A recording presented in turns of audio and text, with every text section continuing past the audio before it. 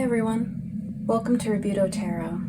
So today I have another pick a card reading. The question that we're going to be looking into today is, what does my soul need? So this reading is going to start off for each group with an energy check where you can see if the energy I'm describing resonates with you and what you're experiencing. And if what I'm describing sounds like you, then you're in the right reading. And if things aren't clicking, then maybe there's another group in this reading for you, or maybe this just isn't the reading for you. But if you find that you're not really connecting with the energy I'm describing for one group, I do encourage you to go back and select another group and see if that resonates better with you. So we have 3 groups to choose from. For group 1, we have this citrine little guy.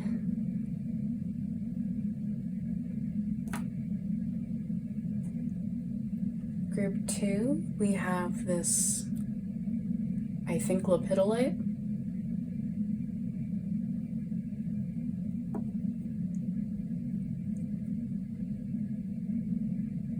And for group 3, we have this banded blue agate.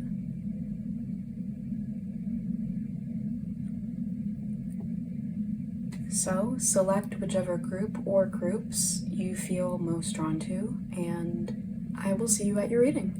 There will be timestamps in the description to jump to whichever group you're drawn to. Hi group 1, welcome to your reading. So you guys chose the citrine, and the card that I pre-shuffled to get a glimpse into your energy is the Cobra. And it came out in reverse for you guys. And this card is associated with the fire element.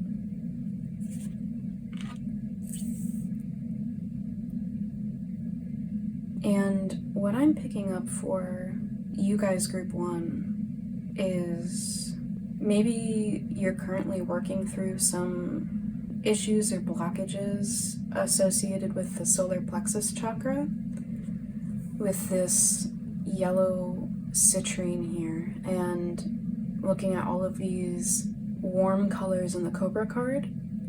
Now, these 3 colors are associated with the lower chakras. So we have the red of the root chakra, we have this orangey color that corresponds to the sacral chakra, and the yellow is associated with the solar plexus. And all of the chakras are aligned along the length of the spine, starting at the bottom with the root chakra and going all the way up toward the crown chakra, which is located at the top of the head. And so I think you're currently working through some blockages or hang-ups that have to do with these lower 3 chakras, but especially the solar plexus with the citrine coming out. And, you know, I've done a few of these collective readings on YouTube, but what struck me when I selected all of the crystals for each of the groups in this reading, and I select these with my eyes closed, and each of these 3 crystals I have used in readings that I've done rather recently. So I will link, I don't know where that goes on the screen, probably like, what, here? There? I don't know. One of these places, there will be a link to the reading that I did recently where this stone came out as well, because maybe there are some messages that resonate, but that's totally your decision. I'm just offering it in case it does resonate with you. But back to getting a look at your energy. Now, issues corresponding to the root, sacral, and solar plexus chakras have a lot to do with our sense of security at a very fundamental level with the root chakra. These are our basic needs. Like, if you think of like Maslow's hierarchy of needs, like that pyramid, that's like shelter and food, and then like, I don't know, positive social relationships, and then like, you know what I'm talking about? Well, at the bottom are your very basic needs, and those are the things that the root chakra corresponds to. So we're talking about our sense of physical safety, our sense of our financial security, the stability of our shelter, these very fundamental needs to stay alive and safe at a very base level. With the sacral chakra, we get into our sense of creativity, as well as our emotional processing of shame and guilt, our very fundamental sense of feeling emotionally secure in who we are. It's also connected to our ability to create once we have adequately met the needs at the root chakra. With the solar plexus, we have our sense of self-esteem and confidence, our sense of empowerment, as well as, when it's blocked, our feelings of anger or tension, as well as our sense of our ability to welcome in abundance and joy and all sorts of prosperity into our lives, which get blocked when we harbor resentments. And this can sometimes manifest in physical symptoms like constipation, just like general stomach troubles. We're going to pull a couple more cards to get more insight into whether this resonates for you. But in general, if you've been working on your confidence and have been maybe coming up against a lot of either external situations or internal knots and baggage that has been inhibiting you from feeling totally secure in yourself and in your place in the world, then stick around. We're going to get some more insight with this astrology deck. Now, these placements don't have to actually be in your natal chart. They could be prominent transits you're experiencing in some way, but they don't have to exactly match up. So long as they sound like you, you're in the right place. And if you do have these placements, just take it as a further confirmation that this is your group.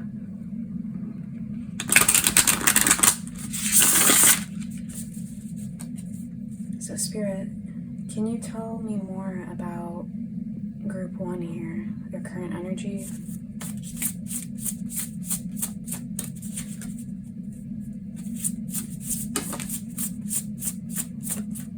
Interesting. Look what came out on the bottom of the deck.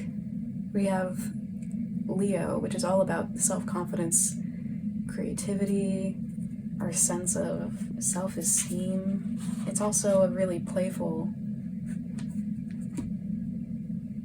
sign, which again reminds me of that abundance and joy that we were talking about just a second ago. But we have Yang coming out, proactivity, expression, doing, and forward motion.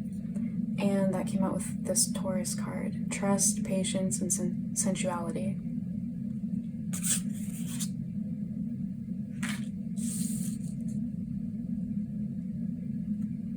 Now this Yang energy is again reminding me of these warmer colors associated with the lower chakras.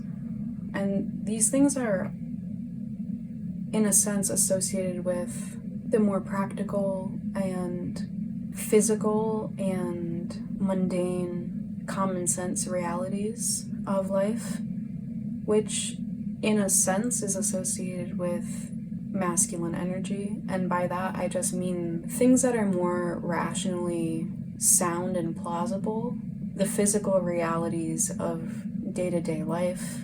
These things are all associated with this more masculine way of operating in the world, and it's the more dominant mode of operating, and it tends to be prioritized and esteemed more highly than the intuitive and emotive aspects of being, which are considered feminine in this world in many ways. And with this Taurus card coming out here as well, with Taurus I think about really slow moving progress, and I often think of Taurus as, I mean, this can be true for all of the fixed signs, but Taurus especially I associate with stubbornness and things not budging. It reminds me so much of the Knight of Pentacles in the tarot, and so this is further emphasizing to me this experience that you've been having with releasing certain blockages and baggage related to these more worldly, mundane affairs, and how to healthily get these needs met and heal these hang-ups in a world that is structured in such a way where a very specific way of operating and getting your material needs met by, like rising and grinding and running and gunning are more lauded than a more measured approach to these things. And the fact that the Cobra is coming out here makes me think of the Kundalini energy, which is described as a serpent that runs along the spinal column through all of the chakras, starting with these lower chakras at the bottom. And the fact that this card came out reversed is making me think of having some blockages in those lower chakras that are maybe obstructing that Kundalini energy from flowing harmoniously. And that energy along all of the chakras is associated with our ability to be fully self-realized and in total harmony with our own souls and our place within all of creation and our connection to the divine and other souls beyond our own. So I think these issues you've been experiencing with these lower chakras have been making you feel unsteady and unconfident in your connection with your own center, and thus in your sense of place and security around others and in the world at large, as well as in your life circumstances. And with this heart having, I don't know if you can see, but one half of it has, all of the, flesh or tissue on it, and then the other half is this emaciated corpse rib cage, which is making me think of this need to release the dead weight, which is to say the baggage and the fears and insecurities that you have around your ability to be secure and safe and abundant and yourself freely in the world in order to grow and expand like these flowers in bloom here. This card also has to do with this idea that, we have external guides that come into our lives, in all forms, not just literal teachers, but all sorts of people and experiences that come in to teach us certain things about ourselves or certain life lessons, as well as the inner guide, our own intuition, that part of us, our soul, that knows who we truly are and knows on a soul level what we need. And this could be these material or more worldly needs that we've been discussing, or it can be the need for certain experiences to come into our lives for learning or healing. And this card talks about the teacher appearing when the student is ready. When it comes out in reverse, it often can indicate being either egocentric or making certain assumptions that we already know how something is, or, in general, not being as receptive to alternative experiences or points of view. And the way that's recommended to remedy this is to study in some way, whether it's self-study, meditation, or taking a class literally from a more experienced figure. Maybe this can be about admitting that these fears or insecurities exist and getting help and guidance with that, maybe from a mental health professional, a counselor, a mentor. We'll pull one more card to see anything else that's coming up for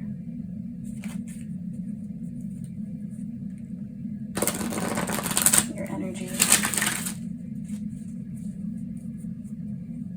Spirit, what's going on with group 1? And their energy.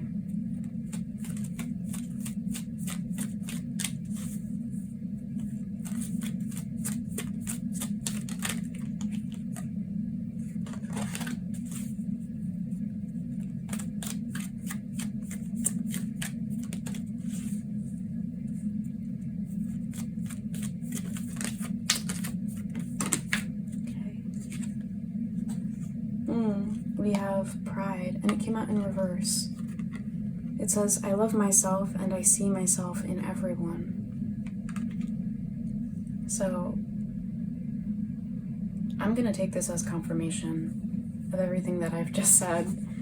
So with this pride card coming out that says I love myself and I see myself in everyone, and then on the bottom of the deck with this loneliness card that says I know that I am never alone.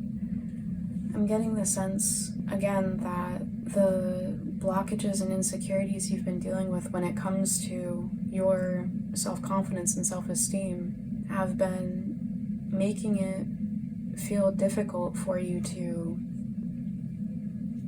experience and establish healthy connections with other people that are mutually respectful and loving.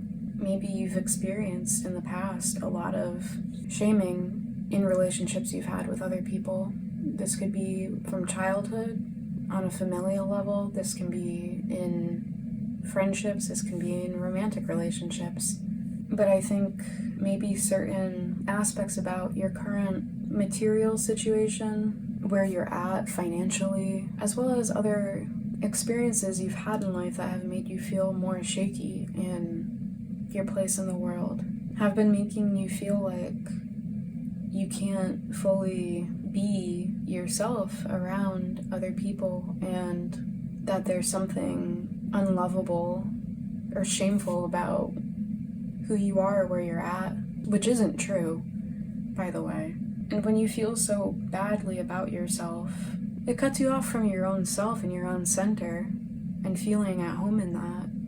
But it also almost anchors you in this alienated and isolated place of fear within yourself that can often disconnect you from the awareness of other people as simply other souls having their own experiences in life, as flawed and wounded people that are maybe not so different from you in terms of your life experiences, and are fundamentally the same as you on a soul level, in the sense that we're all equals in the eyes of the divine. So if this sounds like stuff that you've been experiencing, I can relate, first of all. Let's get some insight into what your soul truly needs and get you some advice and guidance. So I'm gonna clear these cards and we'll pull from some other decks. Actually, I'll leave your animal here. So we'll start with some tarot guidance.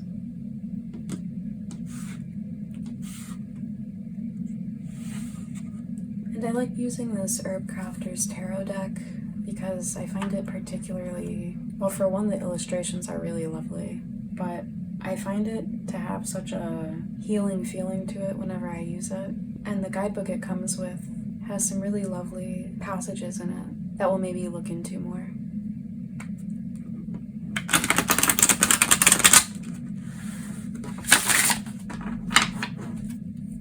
Spirit, for group 1, please. What does group 1's souls? What do the souls of group 1 need?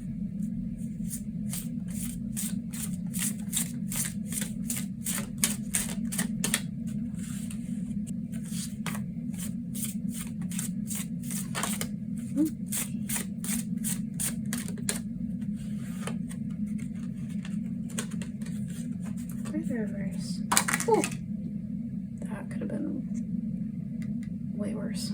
Okay, I'm gonna take this in reverse. We have the 10 of Earth with horse tail.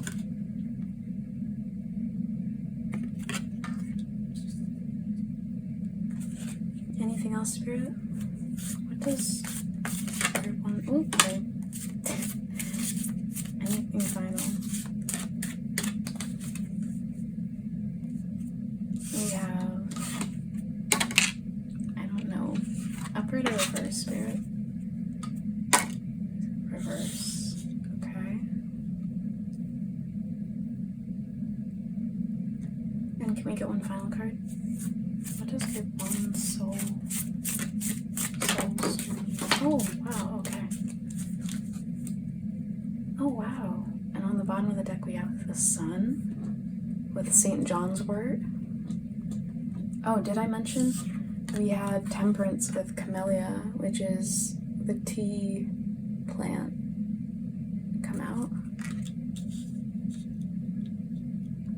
And the card that flew out just now is the Empress with Rose. Upright or reversed? I'm going to take that as upright. And there's the Sun on the bottom. So what I'm getting from this already is a sense that there is a lot of stored up baggage, particularly from family legacies of trauma or toxicity that need to be released with the 10 of Earth in reverse here. The wounds and fears, the insecurities, maybe specifically lack mentality, considering what we've been talking about with these lower chakras. But also what I was mentioning before about this masculine energy. You know what? I'm gonna get the Yang and the Taurus cards back out because they actually, and the Leo card, because they're matching up so perfectly, this energy in the tarot. So if you notice, we have the Sun on the bottom of the deck, which corresponds with Leo energy, Leo being ruled by the Sun, as well as with this Yang card here. We also have Taurus with these roses, and Taurus is ruled by Venus, which is the planet associated with the Empress card. And what I'm taking with this Temperance card being in reverse here, for one, it's reminding me of the Cobra card having come out in reverse. Temperance in the tarot, in the Rider-Waite-Smith version, shows an angel passing water between two cups, one foot on land and the other foot in water, and the angel is transmuting matter and performing alchemy. And it's reminding me of the Cobra card also coming out in reverse, because there's a sense of this need to transmute all of these stagnant beliefs and wounds and unhealthy programming that has been causing blockages and has been weighing you down in life. I'm also getting from this card coming out in reverse that there is a need to find a balance more between the masculine go-getter sort of energy and the more receptive, sensual, patient, feminine side of experience, which each of us needs to have in balance.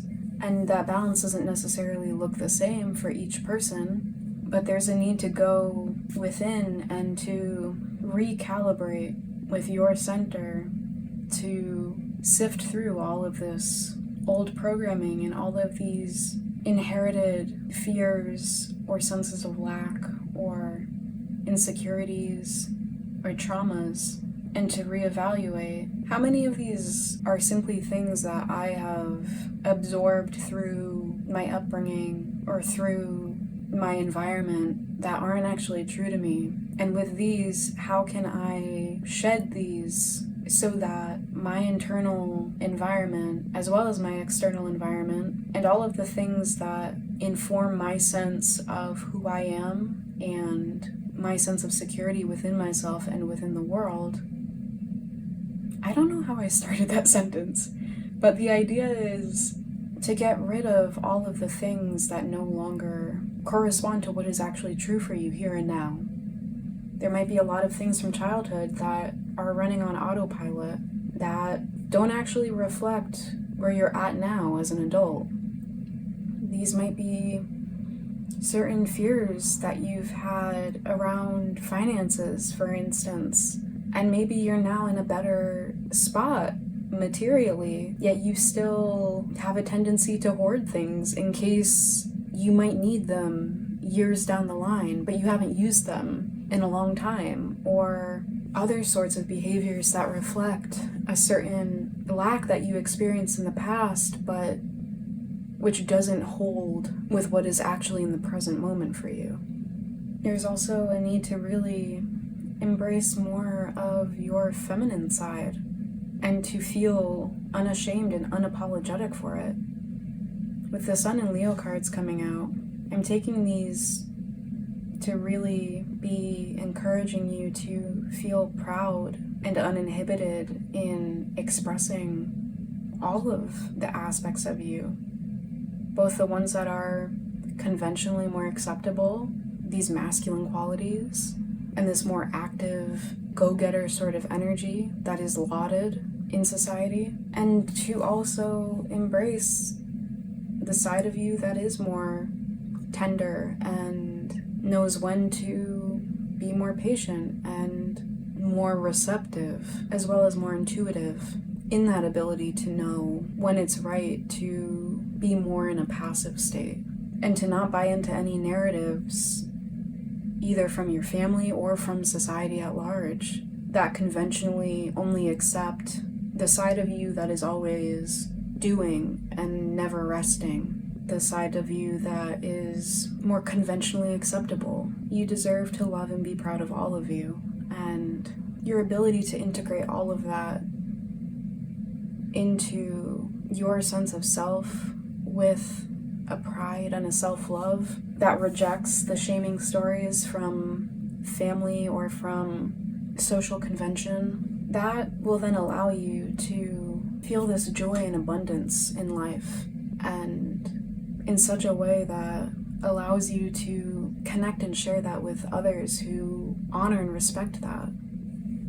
We're gonna pull some more guidance from this essential oils deck.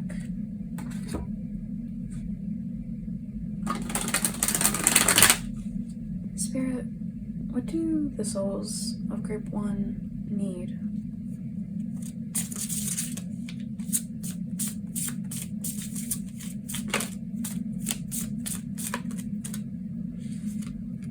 We have align with centering.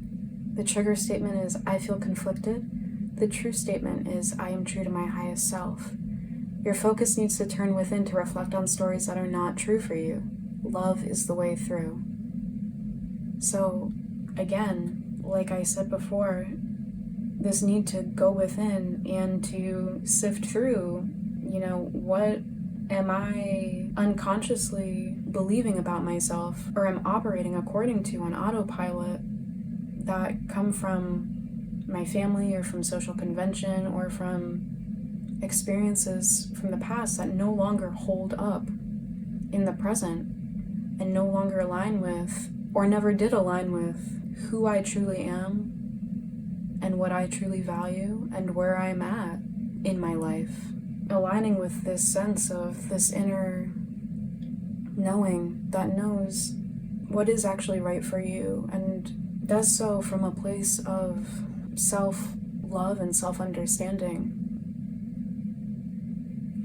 Anything final, Spirit, for group 1?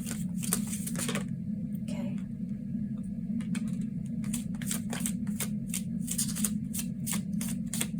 Oh my god, what was I saying? We have acceptance with Siberian fur. The trigger statement is we must remember. The true statement is I am free of the habits that do not serve me. Lay down the armor passed down to you from your family. Release habits that are not serving you and forgive on behalf of generations past. I mean, this is just reiterating what we've been talking about. And on the bottom of the deck, we have integrity with cardamom. The trigger statement, it is their fault. The true statement, my thoughts are the cause of my suffering. As emotions rise, go within to see what stories and memories are fueling them. Then release what is not serving you with gratitude. So, I think that again is reiterating everything we've seen in the reading thus far. And, you know, what I think is really challenging sometimes is to be told these things and to know that this is what we need to do, but not know how to actually go about that process. So I'm going to read the advice that these tarot cards offer within the guidebook because, like I said, they're really lovely. And we'll also pull some more practical guidance cards for you. So we have the Ten of Earth with Horsetail. Ancient magic, modern medicine. Find strength deep within. The wisdom of the elders takes root in the bones of youth. You are safe and secure. You are a well-established member of your community. Know your work supports and sustains others. Horsetail both gathers nutrients and removes toxins from the area. Understand your connection to the greater purpose of life. Pause and connect often with all you have been given. Horsetail is a relative of a 400 million-year-old plant. You come from ancestral giants. This all has taken place before. Sometimes in order to be effective, you learn to grow small and multiply. Nourish an underground network. Mindfully gather from resources that have carried generations. Horsetail is favored among biodynamic gardeners as natural fertilizer. The future can build on the strengths of the past. Now, consider that this card is in reverse. So, when it talks about the future building on the strengths of the past, consider that the future can't build on a faulty foundation if you want it to be enduring and healthy and flourishing. So that, again, requires you to sift through everything that you've inherited from the past, various people and experiences, and decide for yourself what you want to carry forward with you and what does not serve the present you and the future that you want to cultivate for yourself, because you get to have that freedom. For those of you that are interested in herbalism and herb crafting, it says, visit a marsh and make a gratitude offering to the ancestral giants of modern horsetail. Harvest and dry horsetail in the spring to regain strength and vitality from its rich minerals. And invite the wisdom of the elders. Craft a talisman of horsetail root in the fall. I just think it's so amazing, though, the way that all of these cards resonate with each other so perfectly. But we have, with Temperance and Camellia, trust the magic of presence. See the sacred in the simple. Create new magic from what is familiar. Focus on the present moment brings balance to opposing forces. Give every task before you the gift of your full attention. Stillness reveals the middle way. The tea ceremony is an act of mindfulness. The tea plant is rich in antioxidants and strengthens the heart. Preparing a pot of tea with intention cultivates harmony and promotes well-being. The ritual becomes the holy alchemy that affects change. There is magic in the mundane. Ordinary tea bags stop minor bleeding, soothe sunburns, and reduce eye inflammation. Camellia is the oldest, most widely used botanical in history. let ancient practices inspire fresh ideas. So again, with this emphasis on pause and inner reflection, and finding the things to be grateful for in the present, the rituals that do help you realign with your center and nourish and nurture you in the present. And we'll look more into specific activities and practices that you can do for that. But we'll move on now to the Empress with Rose. Oh, wait. Before I move on to the Empress and Rose, for those of you that are interested in herb crafting, we have, with Camellia, display a single camellia bud in a small vase. Carefully observe it and discover a new detail each day. Create a simple ceremony for peace around your daily cup of tea. And learn to make kombucha, experiment with unique flavors, and share with friends. And for the Empress, we have, be vulnerable yet strong. Nurture love and compassion. See beauty and abundance in every stage of life. Healing the heart heals the world. Learn to be vulnerable yet strong like the delicate petals of the rose protected by thorns. Roses uplift the spirit and inspire love. Embody sensuality in bold, vibrant ways. Let creativity and abundance flourish around and within you. Wild roses are prolific, creating food, medicine, and shelter for all who encounter them. As all parts of the rose contain medicine, every stage of your life finds passionate expression. Create, make, love, play. It is a fertile, generative time. This again is reminding me of what I was saying before about this need to balance the masculine and feminine, the sense of strength and action with tenderness, this balance between this go-getter energy and the side of you that is playful and sensual and appreciates the experience of life in the present moment rather than looking ahead at, all of the things to be done. And again, this emphasis on taking delight in yourself and in your life and being alive in the world without shame or fear or guilt for being all that you are and delighting in the experience of being alive as who you are. And we'll read the Sun with St. John's wort. Now, just a reminder that if you work with any of these herbs, you are responsible for however that affects you. I know for a fact that you do not want to ingest St. John's wort if you take certain medications like SSRIs, but again, that's between you and your doctor. Just be careful and be safe and do your research if you do decide to work with any of these herbs or any of these essential oils. For the Sun and St. John's wort, we have cultivate happiness, vitality, and joy. The peak of summer's power wards off every ill. Shine on, celebrate yourself and your successes. Happiness begets happiness. Radiate liveliness and vitality. Fully experience the sheer gift of being alive. St. John's wort is best known as a mood-lifting plant, but it also repairs skin from trauma and soothes nerve-related pain. The flower buds emit a rich pigment that yields vibrant red potions. The flowers and buds peak at the height of summer, the most potent time for wildcrafting. Make magic and medicine when your joy is in full bloom. Seek vibrant people and healing experiences that build good energy and boost your power. The leaves of St. John's wort shimmer like diamonds when held up to the sun. Step into the light and show your sparkle. That's so sweet. Yeah, be proud of yourself.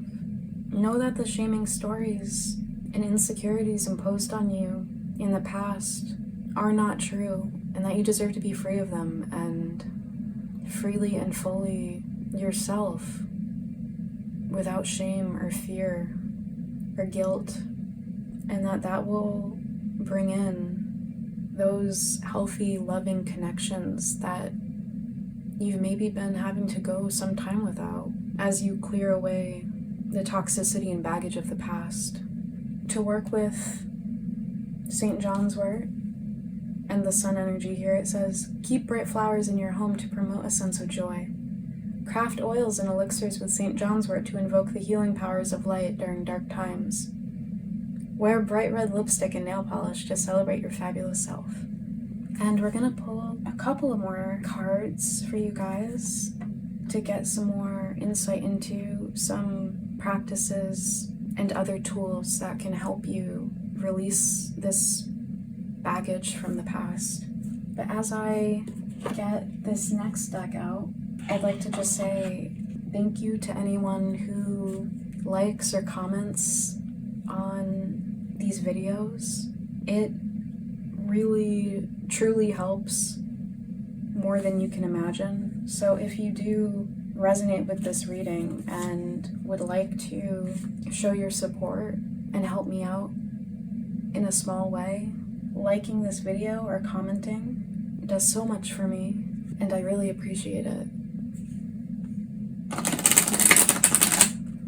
You can also subscribe to this channel if you'd like to see more readings like this, and that as well helps out immensely.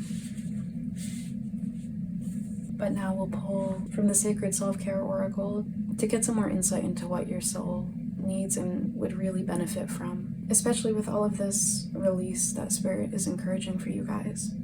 So, Spirit, what practices can best serve Group 1 when it comes to what their souls truly need?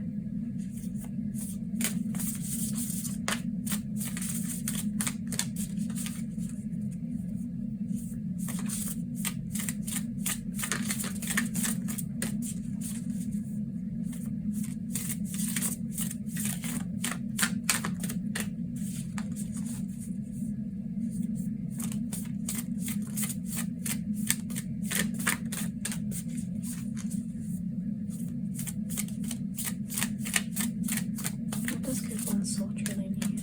What practices can help them with this?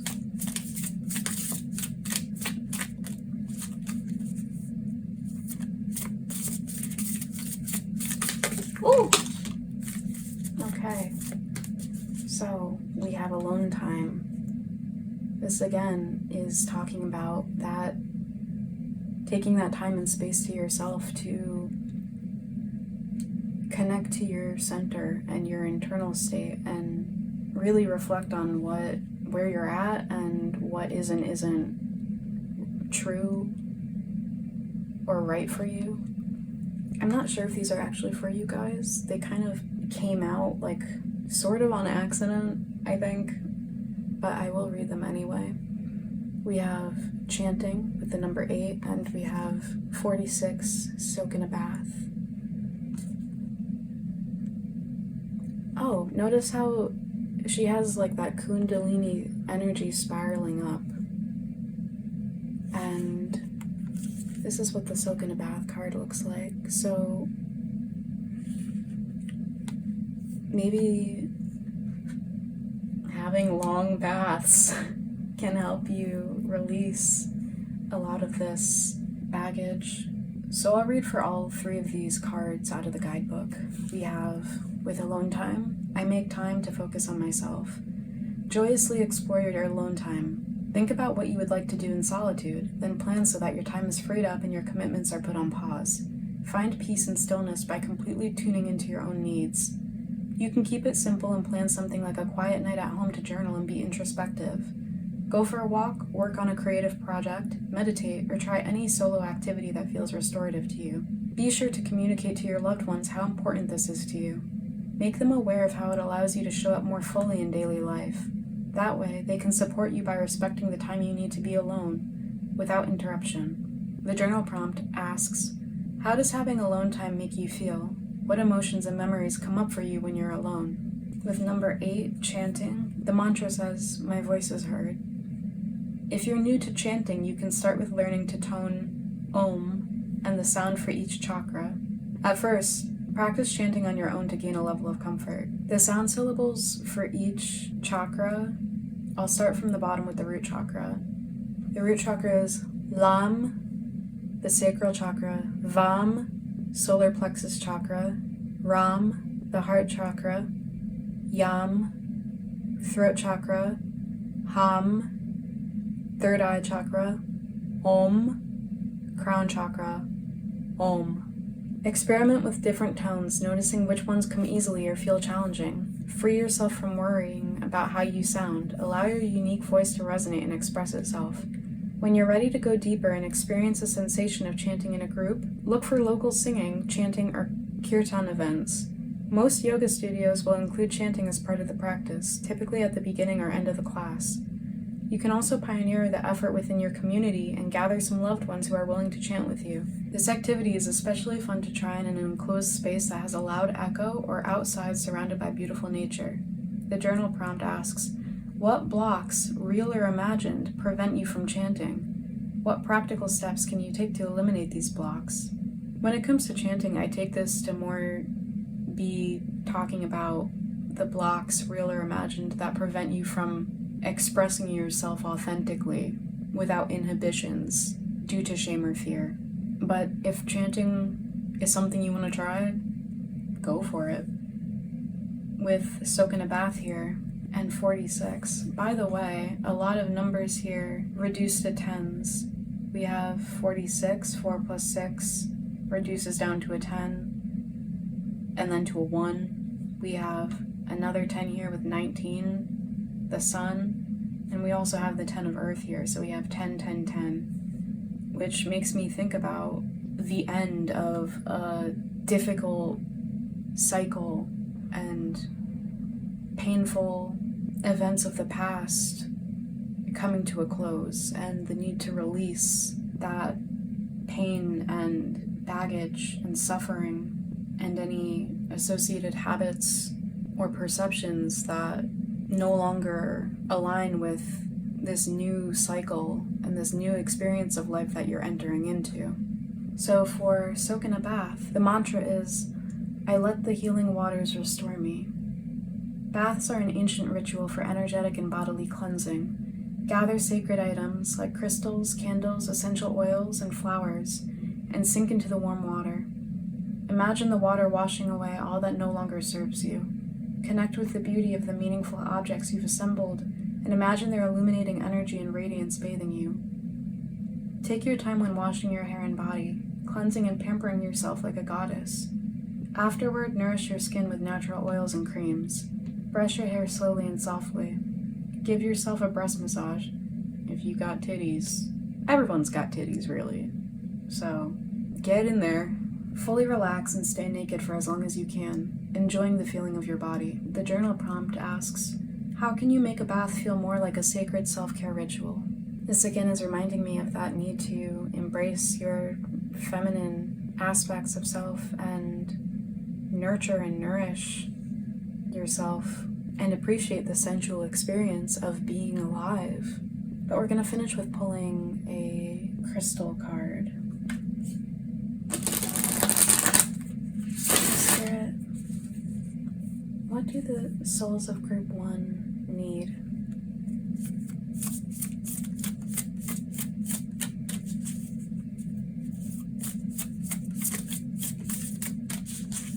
What can help Group 1 with what their souls need? Ooh, okay. We have lapis lazuli, the crystal for spiritual guidance, and we have jade, the crystal for purification and serenity. So, lapis lazuli is associated with spirit, and it says heaven on earth, vibration extremely high. Harmonizing all the levels of being, lapis lazuli helps you to access your purpose in life and brings deep self-knowledge. A stone of deep spiritual insight, it strengthens intuition, stimulates psychic abilities and clairvoyance, and facilitates spiritual journeying to contact spirit guardians and mentors. This protective stone blocks psychic attack. Placing it on the psychic or past life chakras reverses curses and clears dis-ease caused by not speaking out in the past. For the body, it's associated with the immune, respiratory, and nervous systems, throat, larynx, thyroid, ears, internal organs, bone marrow, and blood. For the mind, it encourages self-expression, fosters self-awareness and objectivity, and brings clarity. It is deep blue, flecked with gold, dense and veined, and sometimes tumbled. This is reminding me of what I was saying before with this chanting card about the blockages that make you feel like you can't speak up and fully authentically express yourself, which has inhibited you in the past. And also, it reminds me of this need to go within and to connect with yourself to access the deep self-knowledge that this card talks about, and also to connect with those internal and external sources of guidance, which includes spirit guides and the divine and other sorts of mentors, whether they're living, breathing people or whether they're mentors you connect to in other ways. So I'll put this card here. And for jade, the crystal for purification and serenity, it's associated with the body. And it says health and well-being, the vibration is high. A soapy stone found in two forms, jadeite and nephrite. Jade is a cleansing crystal, assisting the body's filtration and elimination organs and supporting the immune system. It has long been believed that jade detoxifies the kidneys and balances bodily fluids in the ratio of water to salt and acid to alkaline.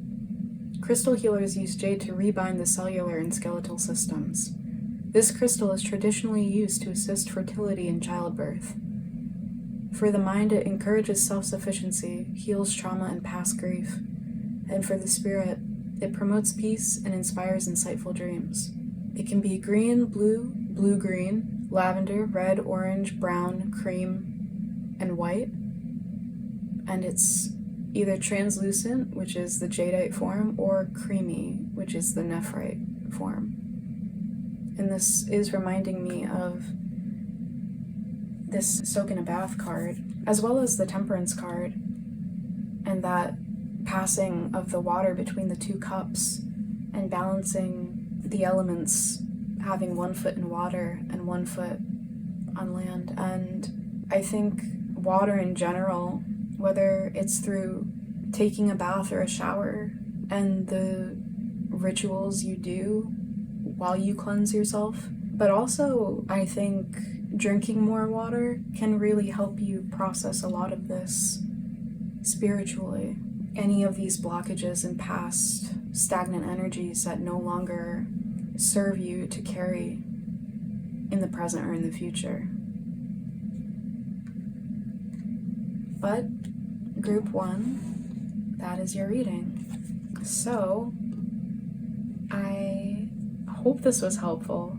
If it was and you'd like to support me and my channel, please consider giving this video a like. Also, feel free to share your experience in the comments. And also, you can subscribe to this channel if you'd like to see more readings like this in the future. But thank you so much for letting me do this reading for you, and hopefully I'll get to connect with you again in future readings. Until then, take care. Bye. Hi Group 2, welcome to your reading. So, you guys chose this lepidolite here, and we're starting out the reading with an energy check. So if I'm describing this energy and you feel like it doesn't really resonate with you, feel free to return to the group selection and see if another pile resonates with you more, or maybe this isn't the reading for you at this time, at least. But starting out with your energy check, we have the bat, which is associated with the air element. And what I get from this bat showing up for your energy is that you guys in group 2 have been going through a transition in your life of major endings, and perhaps you've been experiencing what a lot of people refer to as a dark night of the soul, and experiencing an ego death or parts of your identity or sense of self or major elements of your life falling away are no longer fitting, and going through a process of shedding those. And that's often a painful process, even when we know it's best for us and everyone else involved. So you've been sifting through maybe a lot of darker experiences in your life, or certain fears or maybe traumas or wounds that hadn't necessarily been so apparent. But as these things have come up to be released, you've been handling it really admirably and have continued to do that shadow work even when it's felt scary or difficult or painful. You've nevertheless shown the light on your own shadows and into the darker corners of your life and your mind, and releasing a lot of unhealthy or toxic habits or relationships or perceptions that you used to operate on. When these processes of overcoming and releasing toxicity or fears or elements of our lives that no longer align with what is best for us, those processes can be very extensive, and at many times we may feel a lot of despair and grief for the things that we feel have been hard to give up or move away from. It can feel like a time of a lot of losses and hard to see what is gained in the process of doing so. And so we'll see more into your energy and into what your soul needs, but with this card often comes a reminder that you will see the blessings, positivity, and benefits to come from all of the work that you've been doing, and that it won't feel this dark and heavy and painful forever. But do have compassion for yourself when it does feel especially dark in this process. Now, when I first pulled these crystals for each of these groups, what actually struck me was that now I have like a pretty large collection of like little guys like this, and when I pick these crystals and stones for these groups and these readings, I do it with my eyes closed. So I just like let my hand like hover around the box that I have all of them in, and I just pick up whichever one my hand feels right picking up. But I don't look when I do so. And what actually struck me was that for all of the stones that I pulled for this reading for each of the groups are stones that I also used in recent pick-a-card readings that I've done. And it's the same few stones. So the fact that I noticed that immediately makes me think that maybe those readings I did for those groups associated with this stone might also apply to you. So I will link those readings somewhere in this video if you are interested. And you don't have to look at those. It's just if it helps you, or if you maybe think you'd like to see if it applies and resonates. I just want to offer that option. But let's get more of a look into your energy here. So I'm going to pull from this astrology deck, and you don't have to have these placements in your natal chart.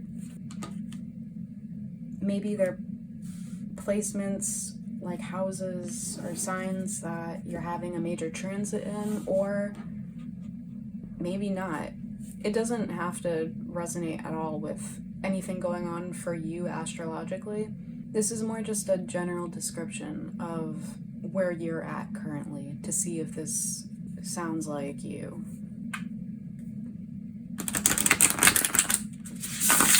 And if you do have these placements, then just take it as further confirmation. But it's more about the traits I'm describing rather than like the specific signs or planets or whatever. So Spirit, can you tell me more about group 2?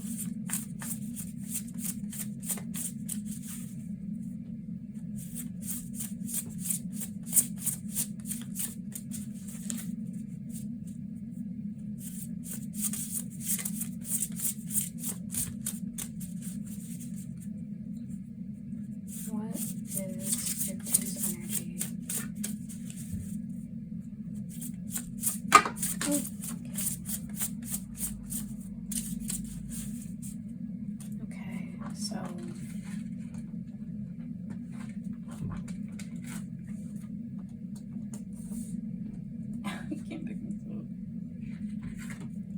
So we have Sagittarius with optimism, exploration, and freedom, and Cancer, nurture, comfort, and protection. And on the bottom of the deck, we have Mars, move forward and defend self. Now, from this, what I'm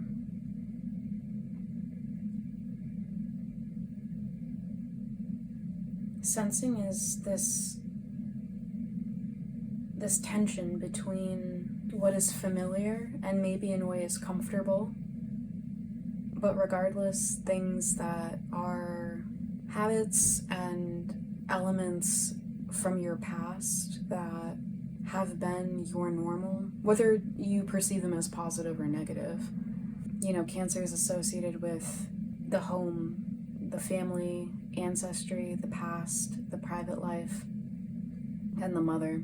And this seems to be in tension with the energy that I'm picking up from the Sagittarius card when it comes to it signifying your higher aspirations, your desire to branch out from what's familiar to you, from the things that you've been surrounded by all your life, and feel comfortable in a sense and secure in that familiarity and that habitual nature, but which are perhaps holding you back from realizing your hopes and dreams and higher ideals and ambitions and your sense of freedom in exploring all that the world and life has to offer. And I can totally see that with the bat here talking about, releasing the darkness and negativity and toxicity and maladaptive habits and programming of the past that is familiar but no longer aligns with who we realize we actually are and want to be, and no longer align with where we're going and the life that we want to lead. I also can see it feeling, after a while of doing this work of clearing away the darkness and the negativity and suffering, for the more negative emotions and a sense of difficulty to feel normal, to get so used to operating in the dark out of necessity while doing this work that we lose sight of the fact that we are headed toward a brighter future, and we can lose that optimism that Sagittarius is characterized by. We can lose that sense of that spark that inspired us to do all of this work in the first place. And it can feel like that light that shines within us, which is our soul, that element of us that is divine and that lights and guides our way, to feel really dim. But I think in part what you guys really need, and we'll get more into what your soul needs in a little bit, but I think what you need is just a reminder that there is always that light in the darkness guiding your way, and that light is a light that can never truly go out. Even if it feels like it does go out, it is always yours to return to, and it will always be there. But I think there's also this tension at play between your desire to move forward, especially with this Mars energy here, talking about moving forward and defending self. I think there's a tension and a frustration going on with you guys between your desire to move forward and to finally see things getting better in a more materially tangible and overt way in your life, and the need to take time to, go within your little shell and restore and recover and nurture yourself as you continue to move through this period before you do see the sunrise. Because if you keep just trying to push and push and push without taking the time to return to center and comfort and nourish and nurture yourself and check in with yourself in this process, it makes it so much harder to connect to that sense of optimism and that inner flame that keeps you going in good and bad, and especially in these darker times, the light that guides your way through. We're gonna pull one other card to wrap up the energy check-in.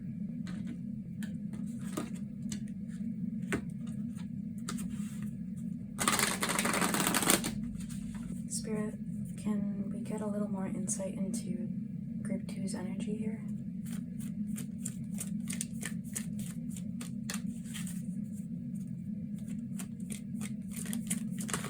Ooh! Okay. We have service. I feel good when I can help others. Is there anything else?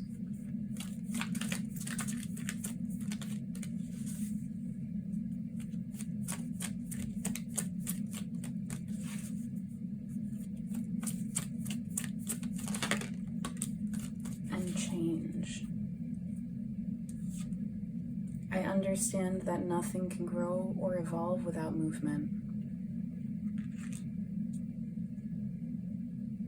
I'm getting, again with this change card, a further confirmation of what we've been talking about when it comes to doing this work to release habitual, comfortable, familiar, yet unhealthy habits that maybe we've inherited from our families or just been at for a long time that we need to move out of and leave behind, however attached we might feel to them, so that we can grow and evolve and expand into a healthier version of ourselves and into the life that we want to lead. Maybe a lot of these unhealthy elements from the past that you're releasing right now are maybe related to codependency in relationships. When it comes to this service card saying, I feel good when I can help others, you might be working through certain tendencies that have been ingrained into you through childhood experiences, in your family in particular, and have been reinforced in other relationships where you've maybe been expected to overgive and put other people's needs before your own.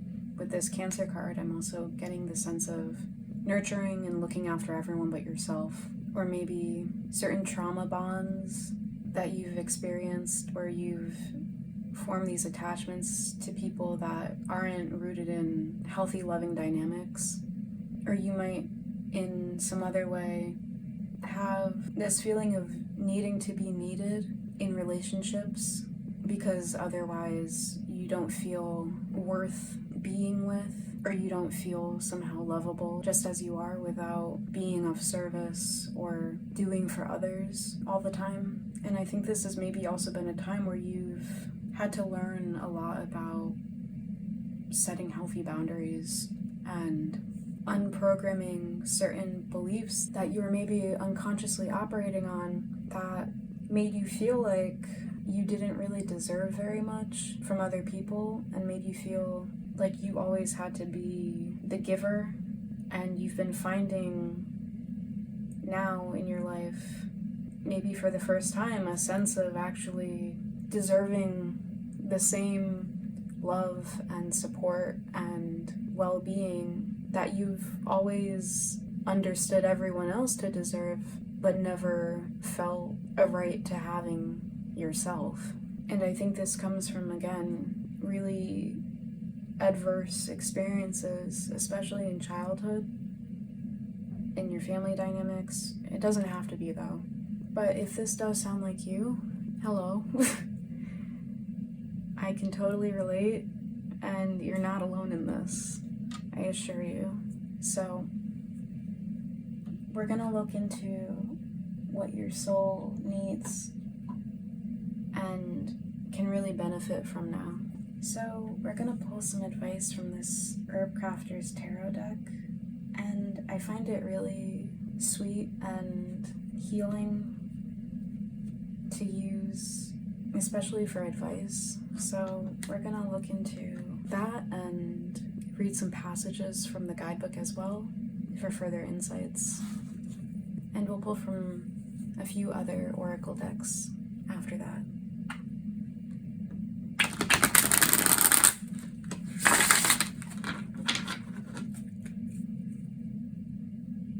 I'm gonna put these up here.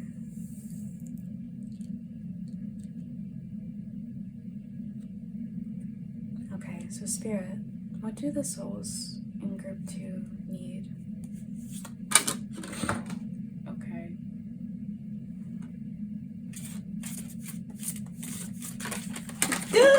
Okay.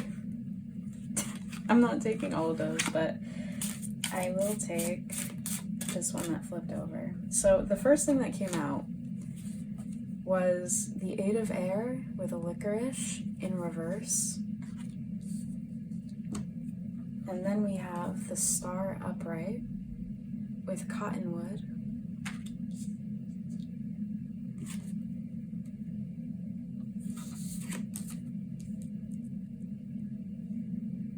And we'll pull one more. Spirit, can we get one final card to see what group 2's souls truly need?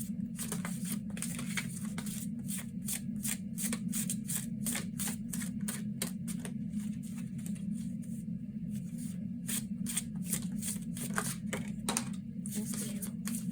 Aww. Group 2.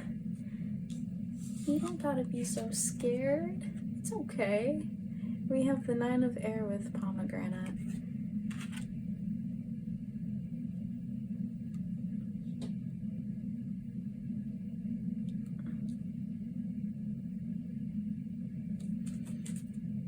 And on the bottom of the deck, we have the 9 of Fire in reverse with Wild Cherry. So, what I'm getting from this overwhelmingly is definitely reassurance from Spirit that you are okay, you are safe, and that you are healing even though you might feel like you're not seeing progress, or that things are not getting better, or that the future is looking really dark. Those things aren't true. You are healing, and you're being reminded to have hope and faith. That optimism we were talking about with Sagittarius, and also with this 8 of Air in reverse, it's a card that talks about the mental limitations we put on ourselves that inhibit us from operating freely in the world and exploring and feeling that sense of optimism. It makes the future and the possibilities for our life seem very small and bleak, which is being reinforced by this 9 of Air, the 9 of Swords here. It being a card all about those shadows and fears and anxieties of the mind and the suffering that they inflict on us. And like I was saying before, these fears and anxieties might be coming from past experiences, things that were once a part of our normal, that were routine, and maybe there's a fear of going back to that. I see especially that with the Mars card here, and with this 9 of Fire, maybe this sense of defensiveness. Maybe you're experiencing hypervigilance when it comes to interacting with other people in certain environments, or even just in general, or holding yourself back in an attempt to protect yourself from potential negative experiences that you once had in the past that you're afraid of repeating in the future. And you may have CPTSD or PTSD. That doesn't have to apply, but maybe those are things that some of you are dealing with. And again, I totally relate and understand how dark that can make things feel sometimes. But what you need right now, most of all, is just a reminder that things are getting better and that you are making progress forward, that you are safe, and you are not going to be experiencing this darkness forever. As you do continue to have certain fears or anxieties or dark thoughts or elements come up, though, to not try to deny them in the sense of not pretending that they don't exist or that they're not things that still worry you from time to time. This isn't to say to let those thoughts spiral out of control and to let them convince you of certain things that aren't true and are way more negative than what actually is true. But what I mean is, when these fears or thoughts do come up, instead of trying to swat them away immediately, which can give them more power and then can develop into much bigger issues with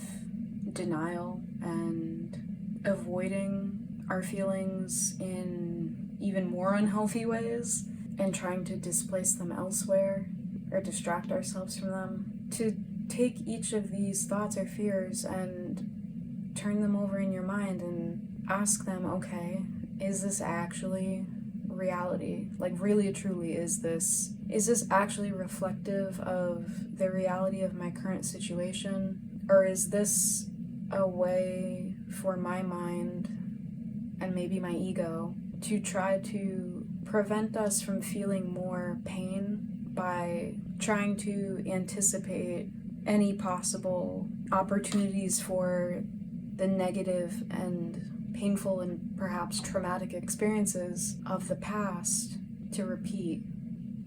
And usually these fears and anxieties turning over in our brains that are plaguing us are just that. They're attempts of our minds and our egos to try to soften any blows that it may anticipate based on information that we've acquired through past experiences. But the thing is, you've learned the lessons. You've been going through all of the shadow work, and you've been facing those fears and moving through the darkness, and you don't have to be so afraid or two of repeating past patterns and cycles that you've been processing. And sometimes we can acquire the lessons from these painful experiences and cycles, but we still carry so much of the pain that they caused us, that our desire to avoid repeating, having another experience of that pain, can cause us to inhibit ourselves and limit the scope and shape of our lives out of a desire to avoid any possible repetition of that pain entirely. And it cuts us off from the ability to ever experience healthy, joyful, life-affirming things. Like, for instance, if you've been so afraid of experiencing any more toxic relationships, you've maybe gone to the extreme of writing off relationships altogether. But that will produce a different kind of pain and regret in itself. And the idea was never to completely cut you off from having beautiful experiences with others and in life in general. It's been to liberate you from the toxic relationships and other life circumstances that have kept you in situations that were far less than you deserved to begin with. Does that make sense? We're gonna pull some more guidance from this essential oils deck, and then we'll read from the guidebook for this tarot deck to get some more insights into what your soul needs and how you can go about meeting those needs in more practical ways. Because I often find that a lot of the time, especially in readings like this, you can be told, like, oh, let go of the past and let go of your fears. And it's like, okay, well, that's well and good. And I am trying to do that, and I would love to do that, but I don't know how. And in like tangible ways that I can actually like practice. So hopefully we can get some more actionable advice for you guys. So Spirit, what does group 2 need?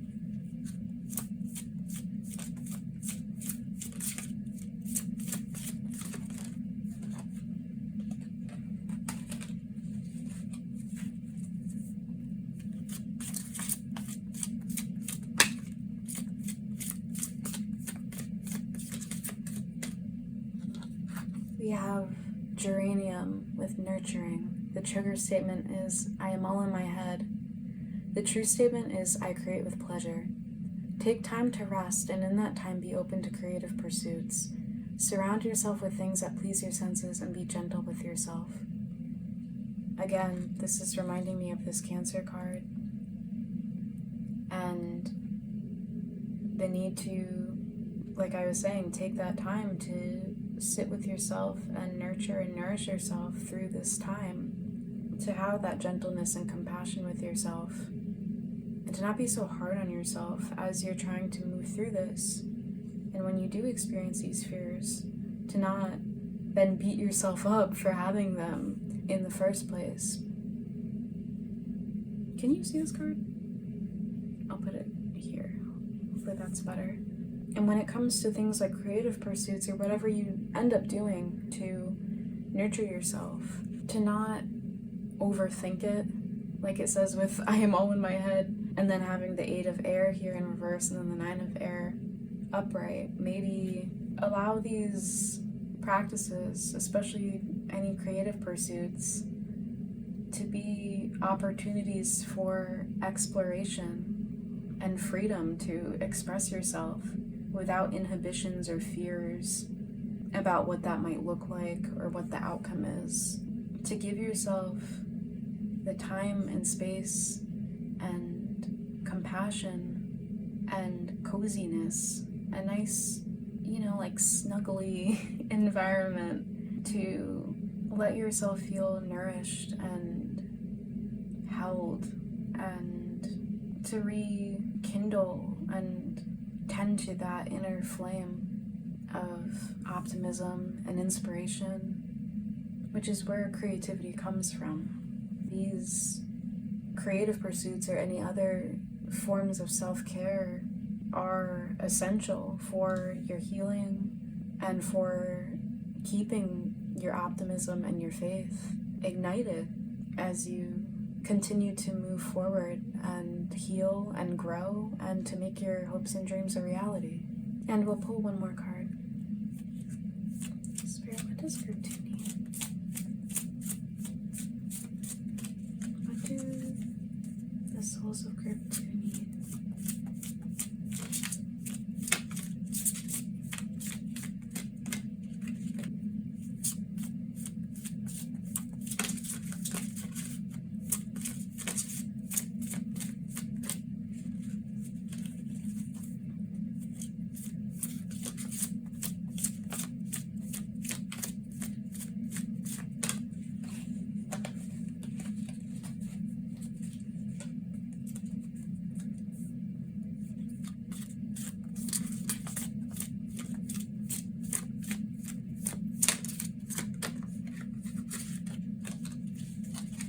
Spirit, what does group 2 need?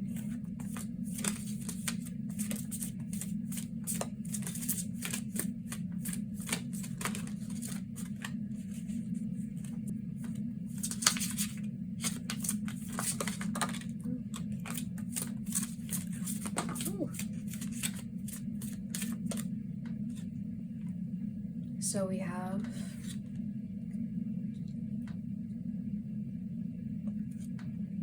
grounding, rooted. The trigger statement is I am somewhere else. The true statement is right here, now, everything is perfect. Allow your energy to shift to the material plane where it is needed to help you complete what you have set out to do.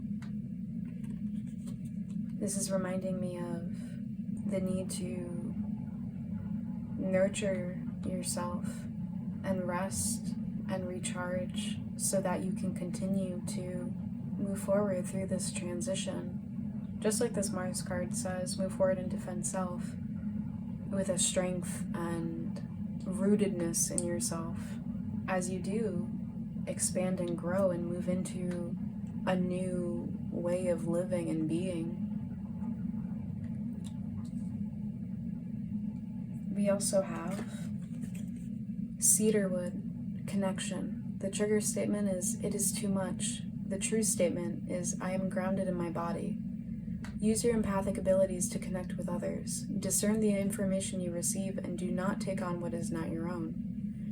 This is, again, another card about grounding in your body. Maybe, I think especially with these two Swords cards, the Eight of Air and the Nine of Air, and this card talking about you being all in your head, I think your thoughts can really get away from you, and practices that are grounding, like breathing techniques or meditation practices that return you to focusing on the fact that you are alive in your physical body in the present moment, focusing on what is right here and right now instead of ruminating on past thoughts or anxieties and fears about the future, and doing other sorts of practices that make being alive right here and now feel like an okay place to be, even if it's maybe not where you thought you were going to be at this point in life. Like going outside and connecting to the plant and animal life, getting fresh air and sunshine, doing creative things, making like crafts, and other sorts of rituals that you can incorporate into your day-to-day that return you to the present moment and return you to center instead of having your thoughts spiral out of control, are going to be extremely helpful for you guys. This talk here about not receiving or not taking on energy or information that is not your own is also reminding me of what I said before about these negative experiences or habits or perceptions that you've acquired through unhealthy relationships with other people, or maybe through your family of origin, that have made life and the world and your sense of self so much more negative than the actual reality. I think doing these practices that do return you to your body and allow you to reorient within yourself can really help you with discerning clearly when you do have these thoughts and anxieties and fears come up, what is yours and what is actually accurate and true, and things that are actually perceptions or unhealthy habits that you've simply been taking on from other people that aren't actually resonant with who you are and where you're currently at in life and where you know you're headed as you continue this work. I think a lot of you might actually be in the service, either literally like the service industry, or you might be in a field where you are of service to others, like I'm thinking healthcare or other forms of healing. You might work with a lot of clients or people that have a lot of difficult stuff going on in their lives, and you might struggle to let that go and leave that at the end of the day. That could just be for some of you, though. I think regardless, though, a lot of you are very empathic and do struggle with filtering out a lot of the more negative feelings and perceptions that other people around you are harboring or expressing and operating by. And it's especially important for you to therefore make a practice and a point of regularly checking in with yourself and tending to yourself as a regular form of self-care. And the more that you do that grounding and re-anchoring and recentering into your own energy, your own truths and internal state and sense of self, and your own hopes and dreams, you won't feel as hyper-vigilant and afraid of interaction with others, because you won't feel so easily disoriented by anybody else's negative shit going on. And if anyone is expecting you to take on too much of what is their responsibility to handle, you've learned at this point that you can set those healthy boundaries and distance yourself in the ways that are appropriate and healthy for you, for everyone involved, really. That is not yours to carry, and you don't have to be afraid of getting stuck in those sorts of toxic dynamics anymore, because you've learned from your past experiences that those aren't healthy for you, and how to advocate for yourself. But all of this is to say that I think what you need most of all are practices that you can't really do on autopilot, that thus really do make you super present in the thing that you are doing. Because I think you guys definitely do have a tendency to, and not necessarily intentionally, but it can be very easy for you to dissociate from or go on autopilot in the day-to-day, and that's when these anxieties can easily start turning over in your brain and you not even realize it. On the bottom of the deck we have Magnolia with Amplify. The trigger statement is, I can't get anything right.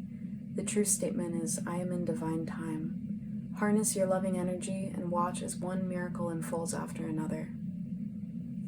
I think this is, again, confirmation that the future is so bright for you and things are getting better. So continue to have faith and trust.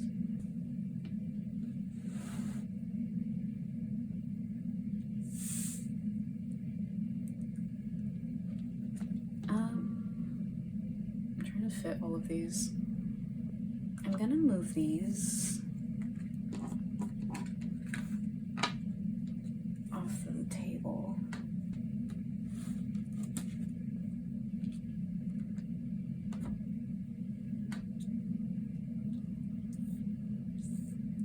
And we're gonna read from the guidebook for this Herbcrafter's tarot deck to get some more advice for you guys. But as I make space up here,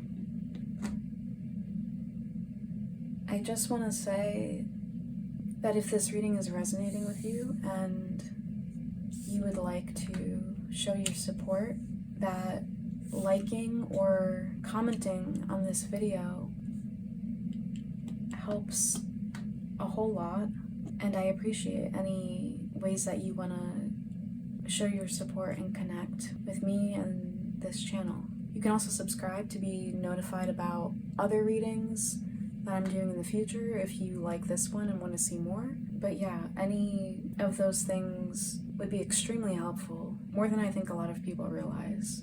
So yeah, that's it. That's all I got to say about that. But is this gonna fit? Let's see if you can actually see these. Hold on.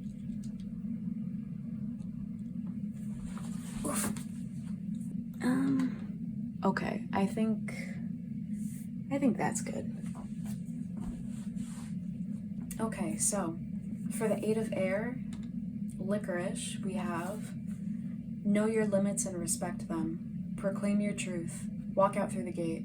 What holds us back is not always clear. Are you feeling fenced in by the circumstances of your life? Staying isolated seems safe, but like this overgrown garden, it could become a prison of your own making.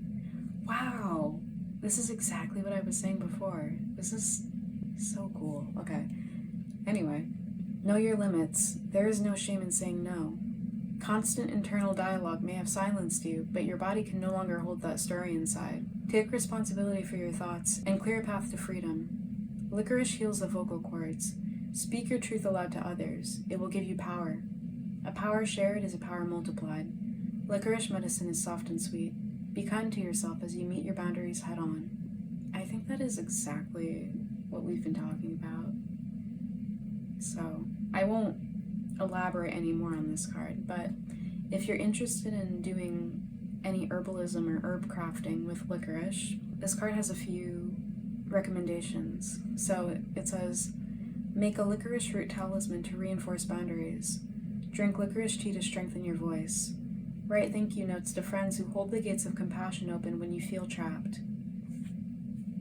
For the star, oh hey, I just realized this is an 8 and the 17 of the star, if you add the digits up, they reduce to 8. So you might be seeing 8s popping up, but 8s always remind me of the strength to carry on and the strength that lies also in vulnerability and in that capacity for tenderness, especially with yourself, like what we were saying before with this Cancer card and with this Nurturing card here. So for the star, with Cottonwood, it says, your broken pieces contain the stars of hope.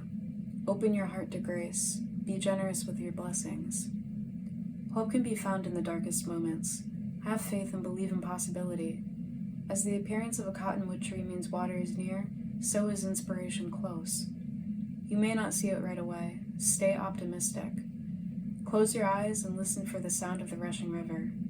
Cottonwood trunks are marked by scars from harsh weather, yet cottonwood leaves shimmer like golden lights against a stark blue sky. Your wounds may run deep, but wholeness still shines from within. When you encounter grace, be generous with your blessings, the way cottonwood trees are generous with their seeds. Wow. This is reminding me of what I was saying before about how it might feel like that spark and that light within you has gone out after you have been doing this healing process for so long, but that you can never lose that, truly. That is always there for you to return to, and it is always whole and inviolate. Your soul itself can never be maimed or taken from you or truly harmed in any way. And all of the things that happen to us can certainly obscure our sense of our ability to connect to it or to even believe that it's there. But all of that is just like the dark. It's only obscuring what is actually there from view. It doesn't mean that that is ever gone or that's ever been taken from us. It's just a little less obvious, and that's why we do the shadow work. If you're interested in herb crafting with cottonwood and with the star energy, it says, break cottonwood twigs to discover the stars. Use them in amulets, magic, and altar pieces to give you hope when you most need it. Take a contemplative walk in nature and listen for the flutter of leaves. Make cottonwood bud oil for joint and muscle aches. Rub it over your heart to ease emotional pain as well. I just want to say before we read any more that I don't condone anybody doing any harm to the environment, so like don't go crazy with this stuff, of course. And also, do your own research and talk to your doctor about any herbalism you do with any herbs at all, whether they're these ones or not, but that is your responsibility, so just be careful and take care of yourself. For the 9 of Air and Pomegranate, we have no love, no grief. No as in like K-N-O-W. So we have no love, no grief. Claim your underworld crown. And this quote, you are the sky, everything else is the weather, by, I'm gonna not butcher this last name. Is it Chodron?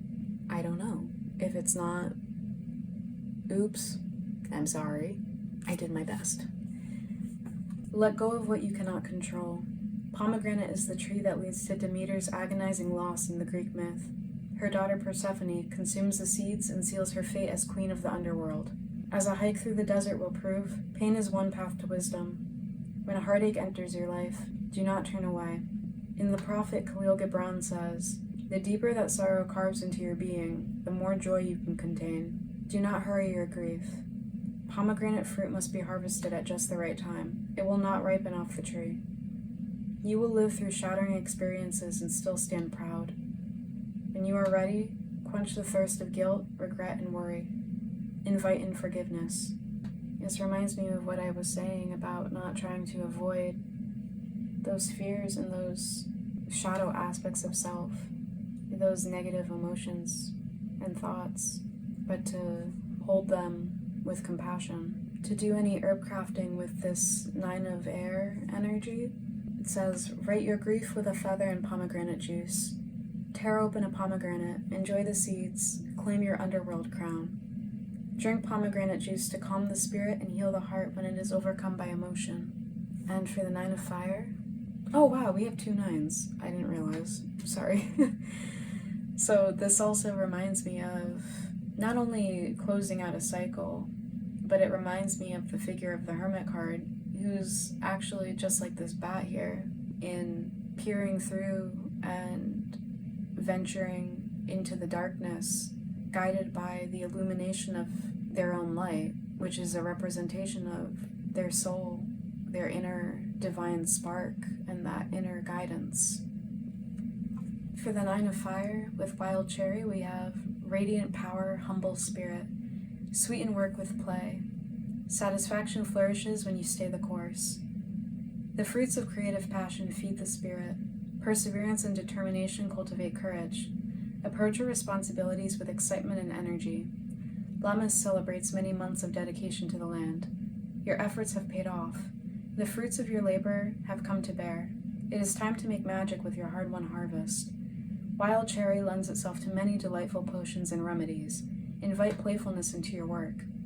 Express personal power through creativity. Let your spirit glow like the bright red berries that shine in a thick hedge. You have the strength and stamina to meet life's demands with confidence. This is reminding me so much of this geranium card, talking about creating with pleasure as a way of nurturing your spirit. And it's also reminding me of this assurance from spirit that your hard work is not in vain, and you will see the sunrise.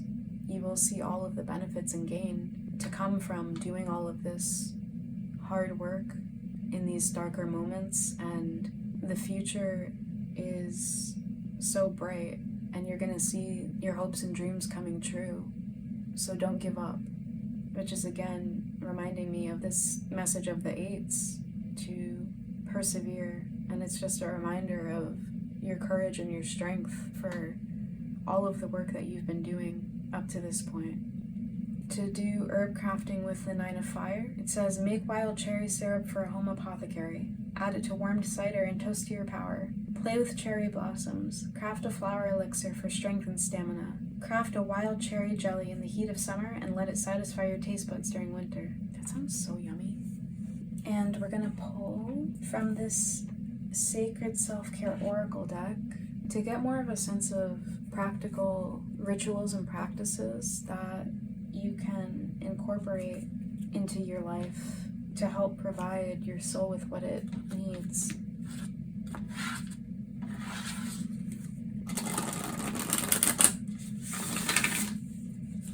Spirit, what does group 2 need?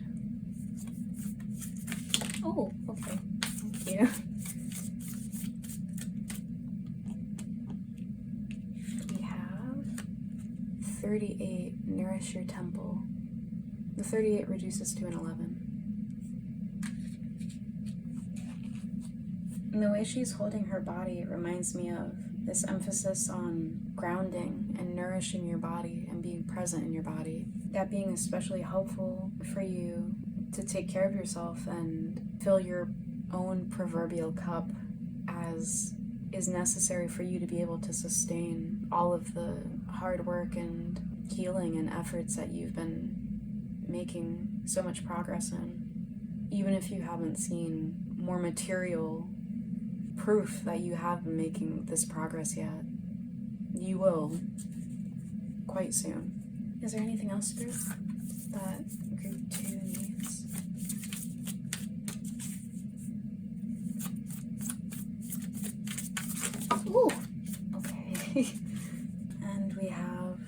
abundance planning. This is another one. So we have 2 1s with the 11 here, and then we have a 1 here. So you might be seeing the number 111 or repeating ones around. So maybe you take those as confirmation that you're making great progress, and to keep up the good work, and also to make sure that you've been nourishing yourself and taking care of yourself. I think of the 1 as, the number representing self.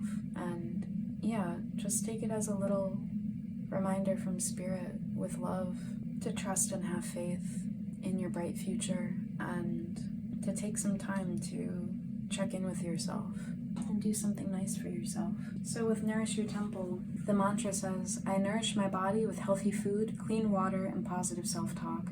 When you take pride in how you care for your physical temple, you glow. When you nourish your body consistently, tending to it as you would something sacred, others pick up on the radiant light emanating from you. It's often that intangible positive vibration that people notice and compliment, but don't entirely know how to put their finger on. Tune into your body and ask it what would feel nourishing. Sit or lie down and place one hand on your heart and the other on your lower abdomen. Then ask, what do you need today? You may find that your body calls for you to eat healthy food or for a movement practice, even if it's just simple stretching. There may be a beauty treatment that comes to mind, like a body scrub or mask. Or maybe your body wants to be adorned with the jewelry you save for special occasions, or with a new lip color. Let your intuition and the signals of your physical being guide you in the right direction to nourish yourself on all levels. The journal prompt asks, what is your body calling for, and what can you do to nourish it more? That's pretty in line with everything we've already mentioned, so I'll go straight to abundance planning. The mantra is, I attract a level of abundance in alignment with my self-worth and reflective of my generous nature. Your financial health is an essential aspect of your overall wellness practice. It's time to take a closer look at how you're spending, saving, and making money. To begin, review all your bank accounts, investments, and credit cards, as well as any loans you're carrying. Doing so will help you get clear on your financial status. Then make a practical plan to lower your expenses, increase your income and savings, and repay your debt. An excellent place to start is at your local bank or with a financial advisor. Work with your bank or advisor to optimize your accounts to have the lowest fees and highest interest rates possible. Just to clarify, because they don't really say this, you only want to have the highest interest rates with savings accounts that accrue interest for the money you have. You don't want high interest to be collected on any debts you have. So, that's probably obvious for everyone, but I just don't want anyone to hear this and do something if they really regret that isn't actually good for them. But I'll continue reading. In addition, you can get set up with automatic bill payments, transfer monthly deposits into a savings account, and begin consolidating any debt you may be carrying. The other side of your financial abundance equation is generating more money. When you put your energy toward it, you'll often find new ways to do so. If you're working, this can be achieved by negotiating a raise at your current position. Consider applying for a promotion or a new job, taking on a side gig, or educating yourself on a new topic or skill with income-generating potential. If you're an entrepreneur, look into raising your fees or prices, developing new marketing strategies, and expanding your product offerings, as well as other ways to increase your margins. With this, I'll read the journal prompt first. It asks, what was your family's relationship with money like when you were growing up? How has that impacted your relationship with money? And with this, especially with that journal prompt, but I'm reading this more as a sense of reevaluating all of the beliefs that you have had programmed into you throughout your life that have maybe made you feel like you deserve less in general than what you actually do deserve, and in comparison to what other people are receiving. And this can be more literal, like what this card talks about when it comes to the pay you receive for the work you do, especially thinking about that service card, but this can also extend more broadly to what do you feel like you deserve in a relationship with another person? And what amount do you find yourself investing into your connections with other people compared to what those people invest toward you and show you? I also take this to be encouraging you to evaluate what you have to give energy-wise in a general sense in life. We've been seeing over and over again this emphasis on filling your own cup and making sure you're taking care of yourself, and you can't sustainably do anything for anybody else if your cup is empty and you're running yourself ragged, doing everything for everyone else and not receiving anything from yourself or anything reciprocal in return. And this obviously is going to depend on if you're a parent or if you are in a certain career where it is your responsibility to provide care or service to other people that are dependent, and making sure that you're taking care of yourself adequately to be able to do that work sustainably and to be a good parent and show up for your children in the ways they need. That's going to differ from how you approach that question when it comes to relationships you have with other adults that are just as capable of taking responsibility for themselves and their own needs as you are. And this is just a general encouragement to evaluate what things are you giving your energy or your care or concern to. And this can even just be, where do you find your thoughts gravitating toward? Where are you thus investing a bunch of energy, and is it actually serving you or is it to your detriment? And just being mindful of where you find yourself depleting yourself in ways that don't serve you, and figuring out how to reestablish your relationship to those things or reorient yourself so that you're not exhausting yourself in ways that aren't necessary, so that you have that energy to invest in yourself and in making these moves forward and materializing your hopes and dreams that you've been working toward for so long. We're going to pull one final card from this crystal deck for some last insights into what your soul needs and anything that can help you in that respect. Spirit, what do the souls in group 2 need?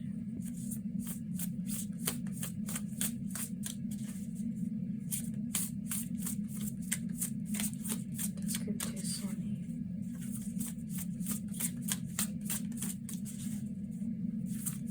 Souls need.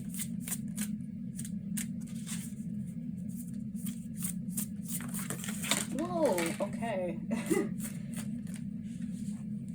So you had 2 pop out. We have blue kyanite, the crystal for deep meditative states, and sunstone, the crystal for joy and optimism. So for blue kyanite, it's associated with spirit, and it says ultimate healing, vibration extremely high. Amplifying high-frequency energies, blue kyanite aligns chakras and subtle bodies, clearing pathways and meridians. This powerful stone grounds and mediates the flow of spiritual energy, restores chi, life force, to the physical body, and restabilizes the energy bodies and soul after transformation. Kyanite is tranquilizing, inducing deep meditative states, and yet stimulates psychic abilities. Facilitating detaching from the idea of blind fate or implacable karma, blue kyanite reveals measures required to balance out the past. It encourages speaking your highest truth.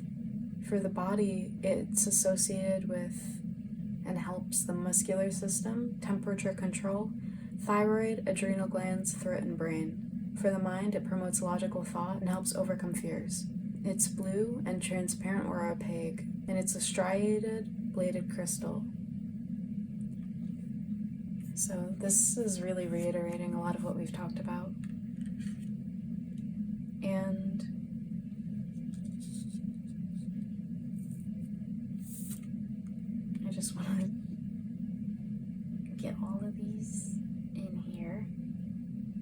have the Sunstone, the crystal for joy and optimism. It's associated with mind, and it's a mood enhancer. The vibration is high to extremely high. Sunstone revitalizes the body and raises your spirits. If you have lost your enthusiasm for life, this crystal remotivates, facilitating self-empowerment and instilling awareness of your own value. This highly energetic stone overcomes procrastination, giving the impetus to move forward. It dissolves codependency and supports independence. Sunstone detaches from feelings of being sabotaged or discriminated against, encouraging optimism and enthusiasm. It's associated for the body with muscular, immune, and autonomic nervous systems, all organs, cartilage, and joints. For the spirit, it assists tie cutting, removes hooks located in the chakras or energy bodies, and strengthens intuition. It's yellow, orange, and red-brown, and clear, transparent, or opaque. It is a crystal with iridescent reflections, and it's often tumbled.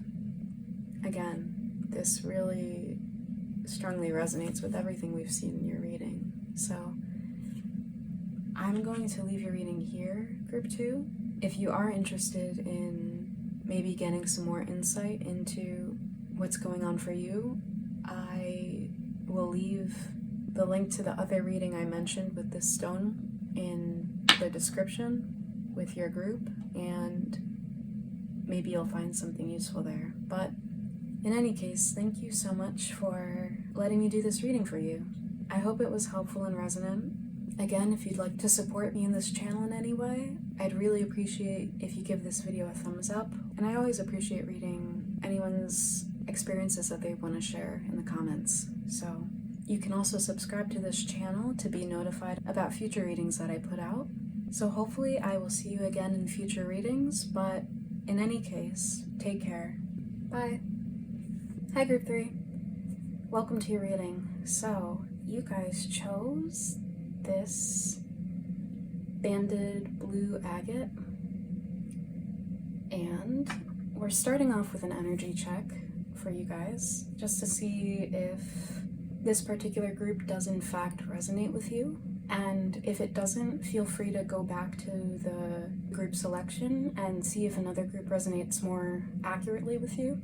Or maybe this isn't the reading for you at this time. But the first card that I pre-shuffled off camera to get a look at your energy is the owl, associated with the air element. So what I'm getting from the owl coming out for your energy, Group 3. Now this card talks a lot about a sense of abundance and boons and blessings coming in, whether these are spiritual or material in form. And the owl, as one of the companions of Lakshmi, who is the Hindu goddess of wealth, beauty, and good fortune, as well as the owl symbolizing, in Western traditions, wisdom and foresight. It seems like good things that you've maybe been working toward in order to get to experience or enjoy in your life are just around the corner, and that you can sense the treasures and abundance that are on the way for you in your life. And that these blessings, again, these can be material things coming in, or they can be spiritual in nature. But either way, you seem to have a good, this makes me sound like, I don't know, like a parent, but you seem to have a good head on your shoulders, Group 3, and you'll be able to use the abundance that comes into your life soon in a way that benefits and supports not only you, but your dharma or your purpose in life on a soul level, as well as others around you that get to come into contact with you on whatever path that you've been moving along toward this abundance. And when this card comes out in reverse, I take it to mean that the energy is out of balance. And the energy being out of balance with this card indicates having a certain sense of lack or scarcity and being really stressed out about finances. And the way to bring it into balance is to make an offering. And this might be a spiritual or a material form of offering.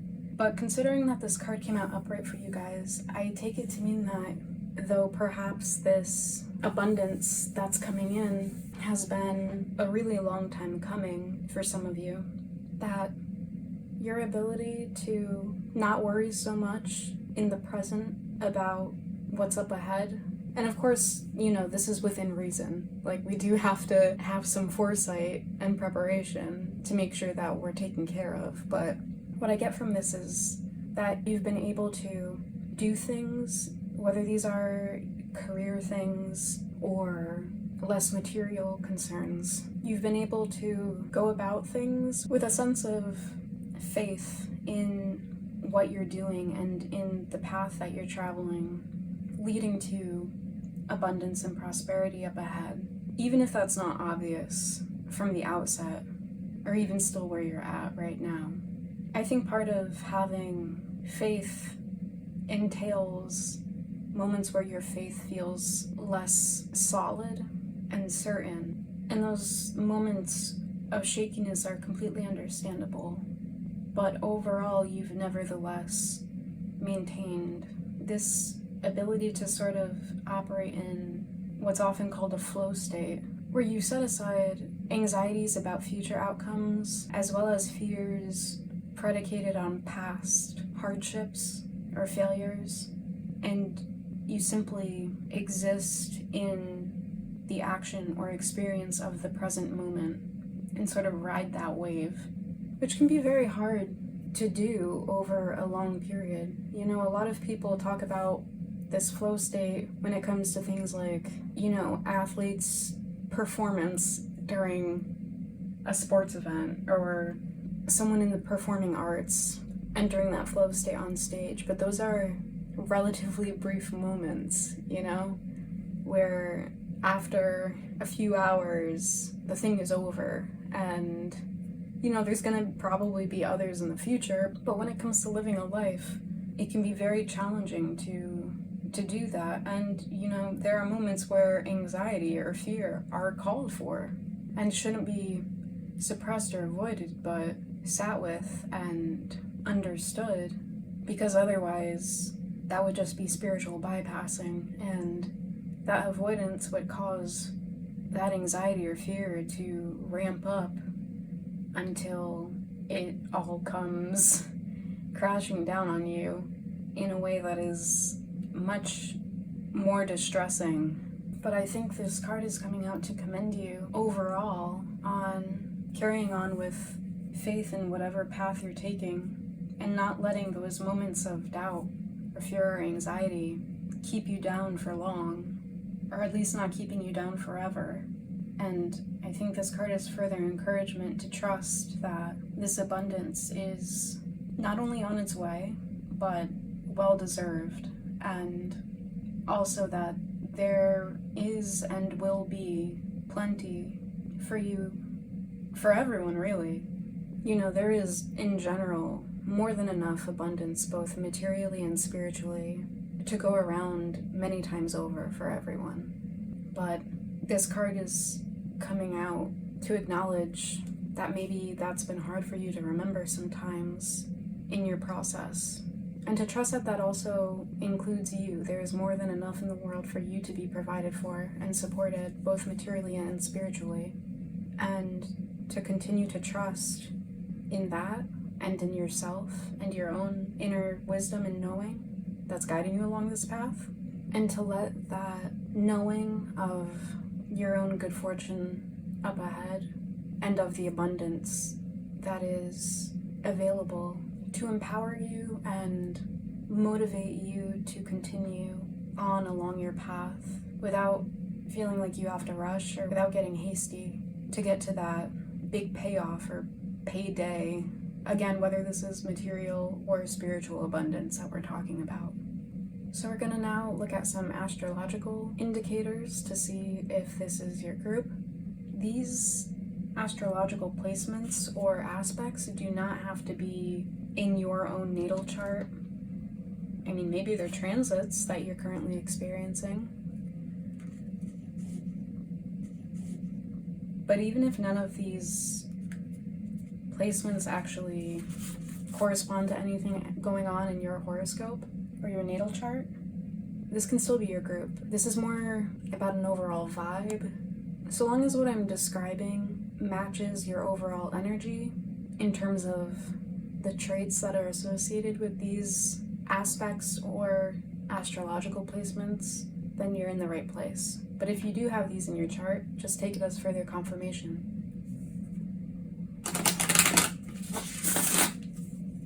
Spirit, can we get more of a sense of Group 3's energy, please?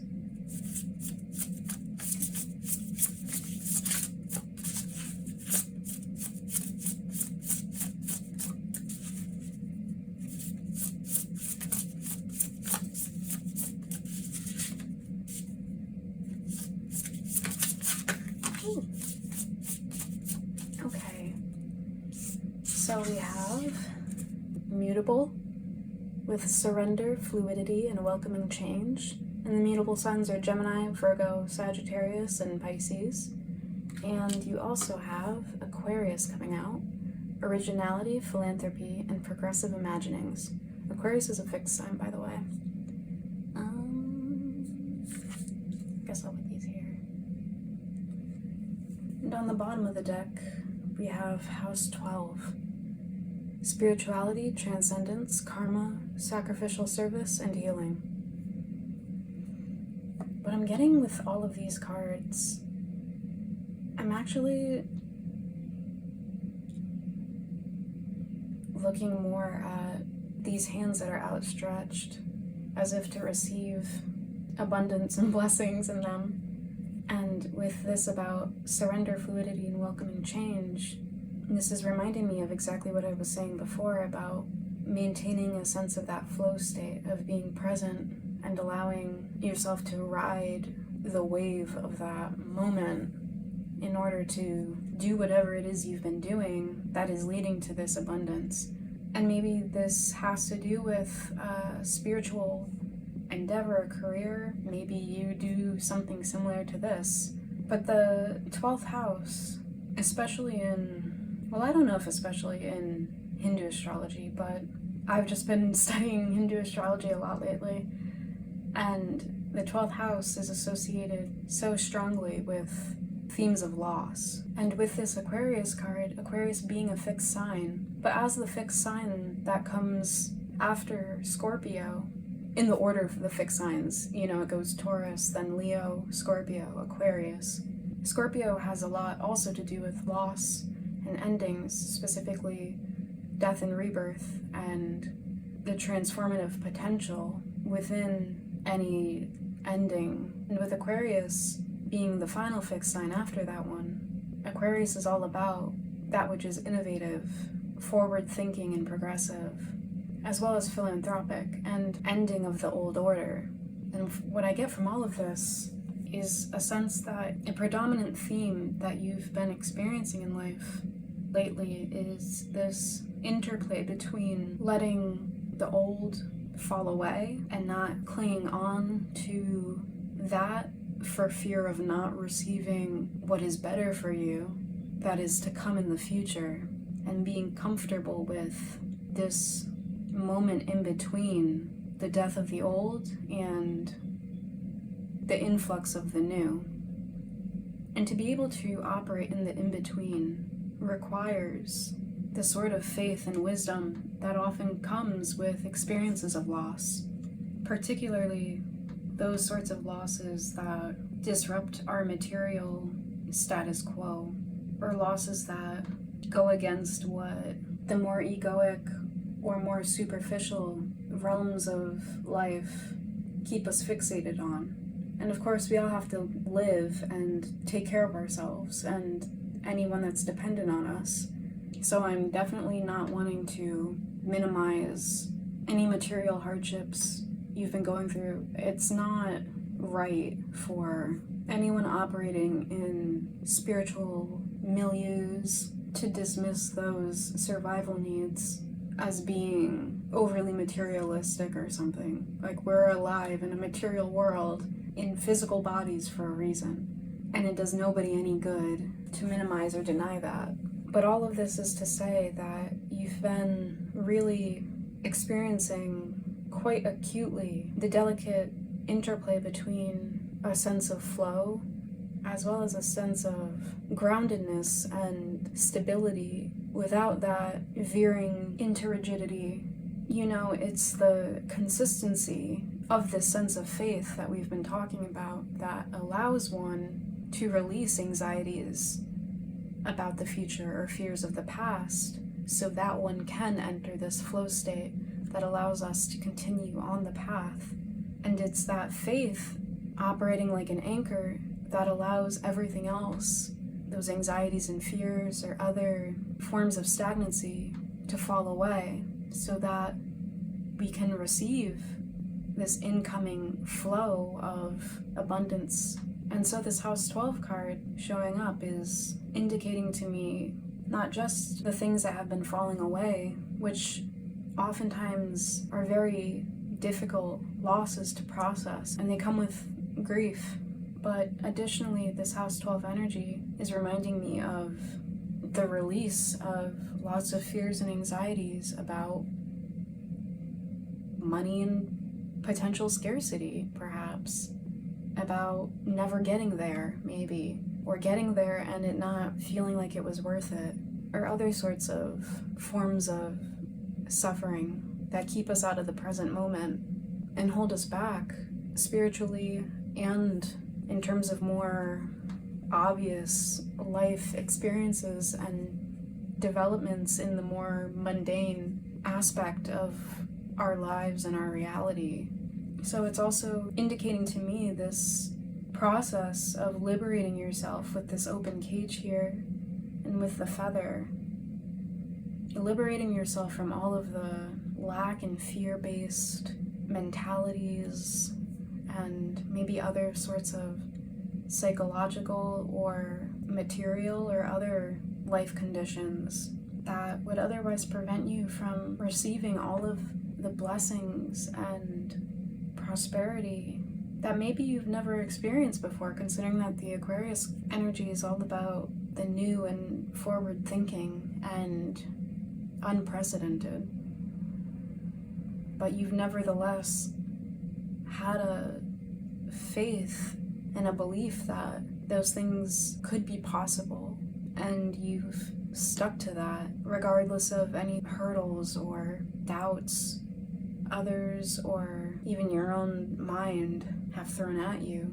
And with Aquarius also being the water bearer, I'm seeing this water vessel pouring out, this stream of abundance that you're about to be receiving. It's your faith in the good to come that will allow you to continue on and to see those blessings come in. So we're going to pull one more card for the energy check, and then we're going to get into guidance for what your soul needs. Spirit, can you tell us anything more about Group 3's energy?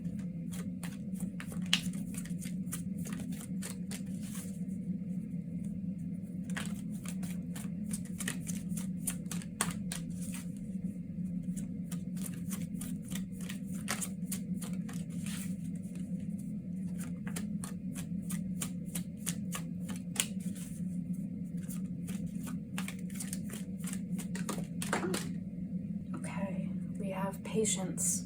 I accept that everything happens in divine order. And on the bottom of the deck, we have doubt. I release the need to know all the answers. So I'm taking this as just further confirmation that you've been working at something for a while and that it's been hard to maintain a sense of faith and positivity all the time about what is to come of it, which is a natural part of any hope or dream that you're making a reality. It takes time and it can be really aggravating, especially when you feel like I've been patient for so long. I don't want to hear that anymore.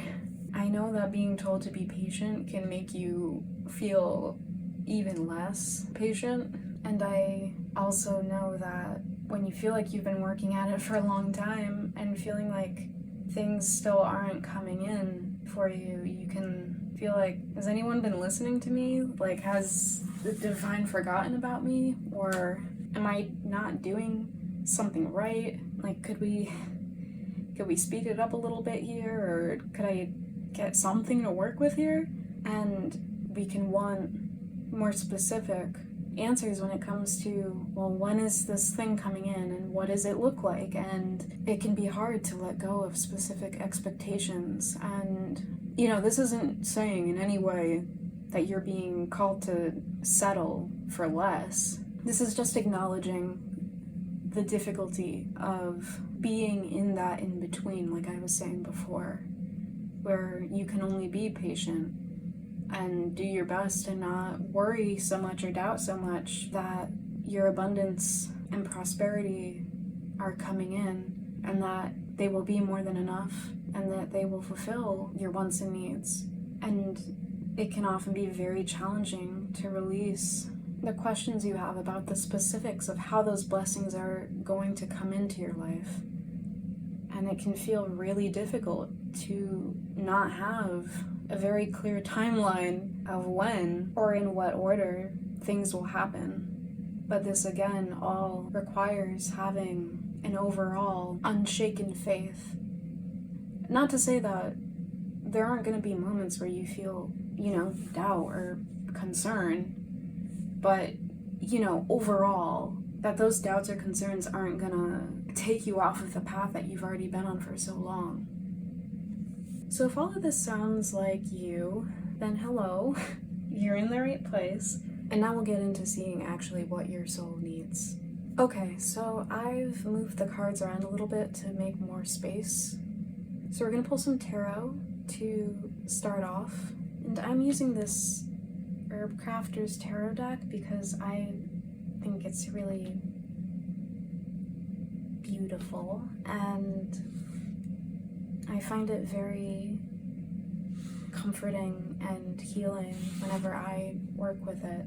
And it also has some really lovely passages in the guidebook it comes with. So I will interpret the tarot first, and then we will read the descriptions for each of the cards from the guidebook for a little more. So for group 3 spirit, what does their soul truly need?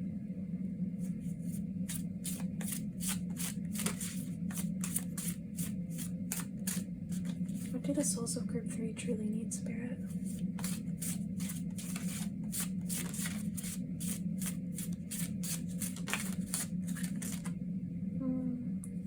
Is this one come out? I don't know. If it's meant to come out, it'll come out. So we'll see. It'll be interesting to see if that does pop out.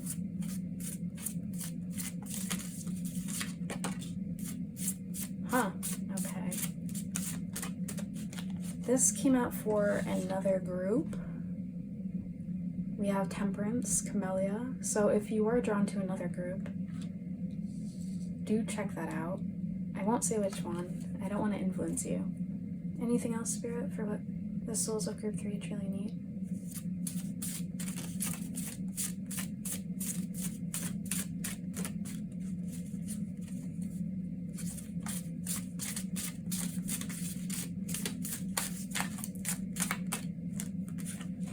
I'm doing this on a different day than I did the readings for groups 1 and 2, but now that I'm thinking about it, these two groups are kind of similar when it comes to the themes that we're seeing. Ooh, okay. We have the 8 of Fire, which is the 8 of Wands in this deck, in reverse. This is Ginger.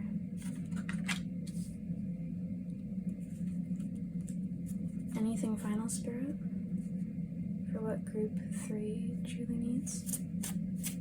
Ooh, okay. Oh my god, this is the same. This card also came out for the same group that Temperance came out for. We have the 10 of Earth, which is the 10 of Pentacles, with Horsetail. Is this upright or reverse, Spirit?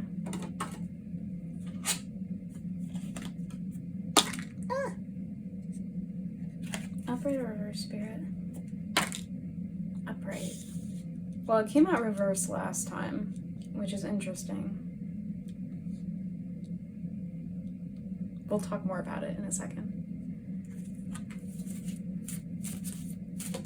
Oh, another card. Wow, got even more. We have the Three of Water with Lemon Balm. That's so cute. It's a little tea party. Upright or reverse, Spirit? Reverse, okay. And on the bottom of the deck, we have the Eight of Air in reverse with Licorice.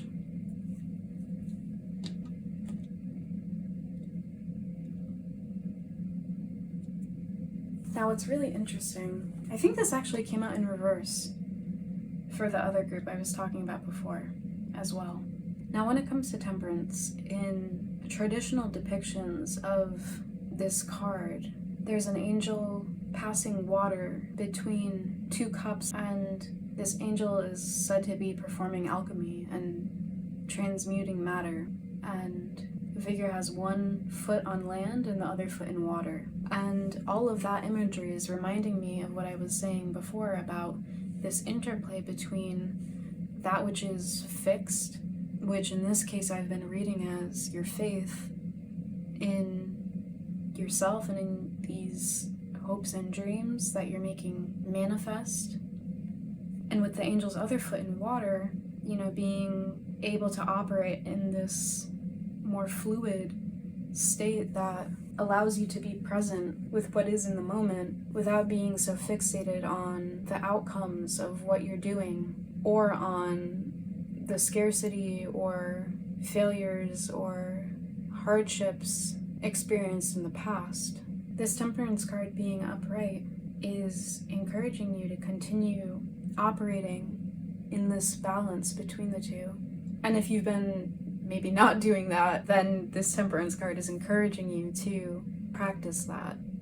And being able to practice that requires the ability to take time to oneself, to be still, and to pull in from anywhere that we've been investing our energy, whether consciously or unconsciously, to reel it all in and take stock, particularly when we do find ourselves in a negative thought loop, ruminating on past suffering or fretting about future conditions. And I'm taking this patience card to be encouraging you also to have patience with yourself, along with having patience for the pace at which this abundance does start flowing into your life.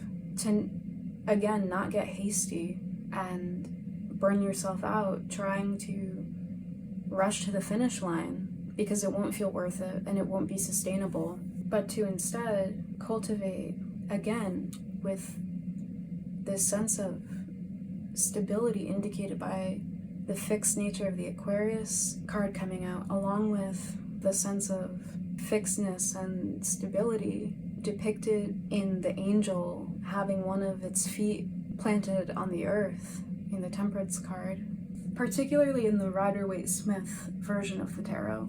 And these references to a need for groundedness and stability, encouraging you to maintain a healthy, steady, sustainable pace when it comes to your own progress along whatever path you're traveling toward, whatever abundance you've been working to see in your life. I think the Eight of Fire coming out in reverse is only further emphasizing the need for patience and to take things at your own pace. When it's upright, the Eight of Wands is about swiftly flowing energy, all moving toward the same direction. In reverse, I see it as an indication, again, to not get too hasty, to not rush to the finish line at the expense of your own well-being, and not to sacrifice the sustainability of your process or of your pace for the sake of instant gratification, which won't feel worth it in the end.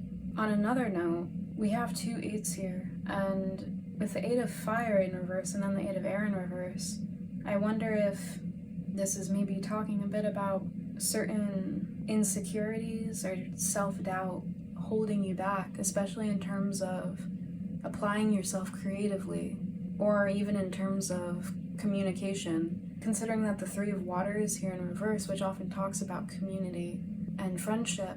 Perhaps you've been on this path for a while, and the duration of this experience has maybe had you rather isolated.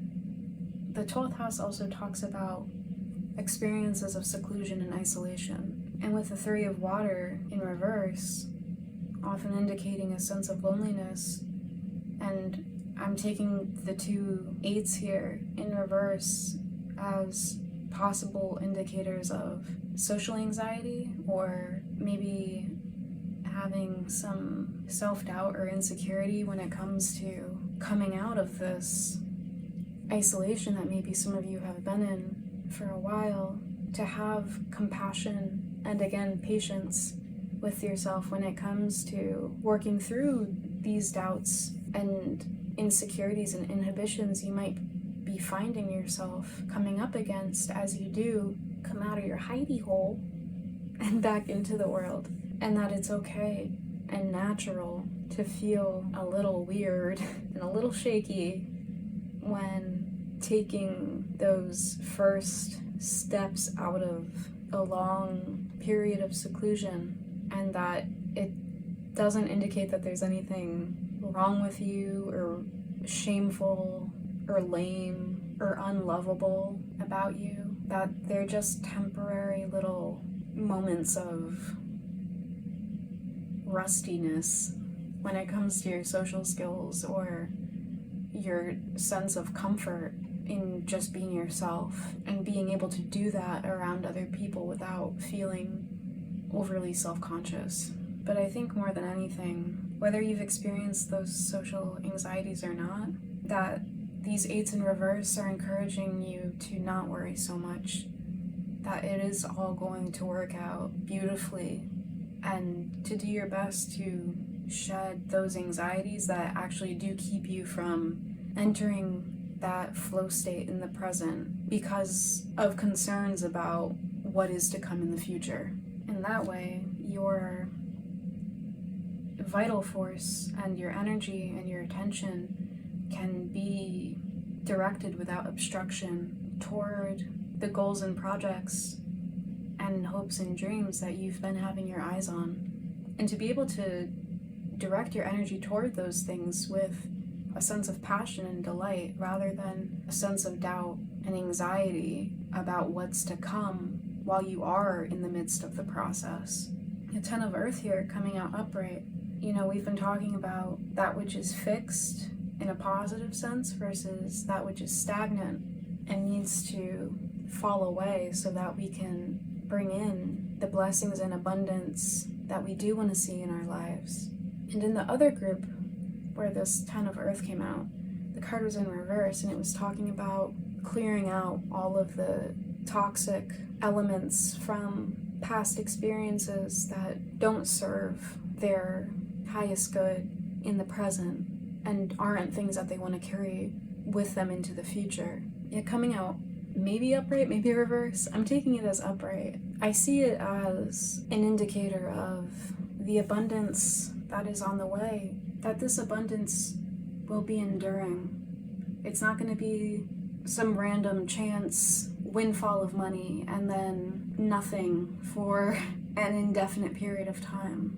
I take this to mean that whatever you've been cultivating and working toward, it will be a consistent, steady flow of abundance incoming, and it will be sustainable, and it will be something that lasts.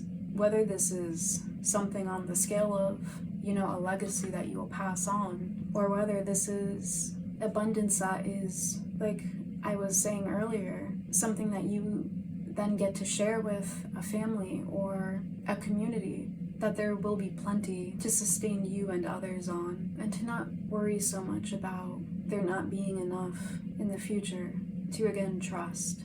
With the 3 of Water in reverse, I take this to again be indicating, you know, when I was talking about the 10 of Earth here being upright and it indicating your ability to share this abundance with others, whether it's passing it on through a legacy or sharing it with either relatives or your found family or with a community. And, Aquarius is all about innovations for the sake of society and a community at large. With the Three of Water in reverse being about oftentimes a sense of loneliness and of not having that sense of community.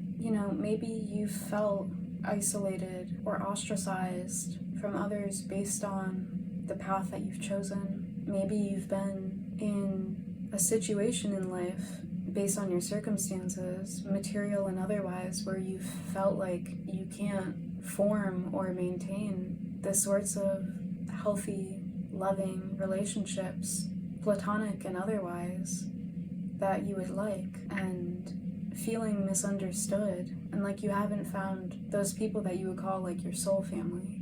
And I think the Three of Water coming out in reverse is Spirit's way of wanting to cheer you up about the future and to tell you that, you will start encountering those people and that you each will appreciate the other in ways that you maybe haven't experienced before with other people.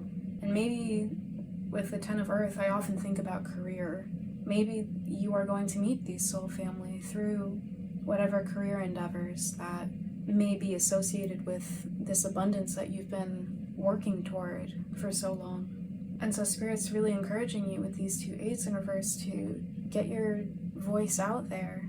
If you have something that you've been working on for a while, but you've been sitting on it for fear of potential criticism that others might throw your way, that it's only in showing up authentically and being willing to face the possibility of experiencing some hurt in being vulnerable that will allow you to find the people that truly do appreciate your authentic self.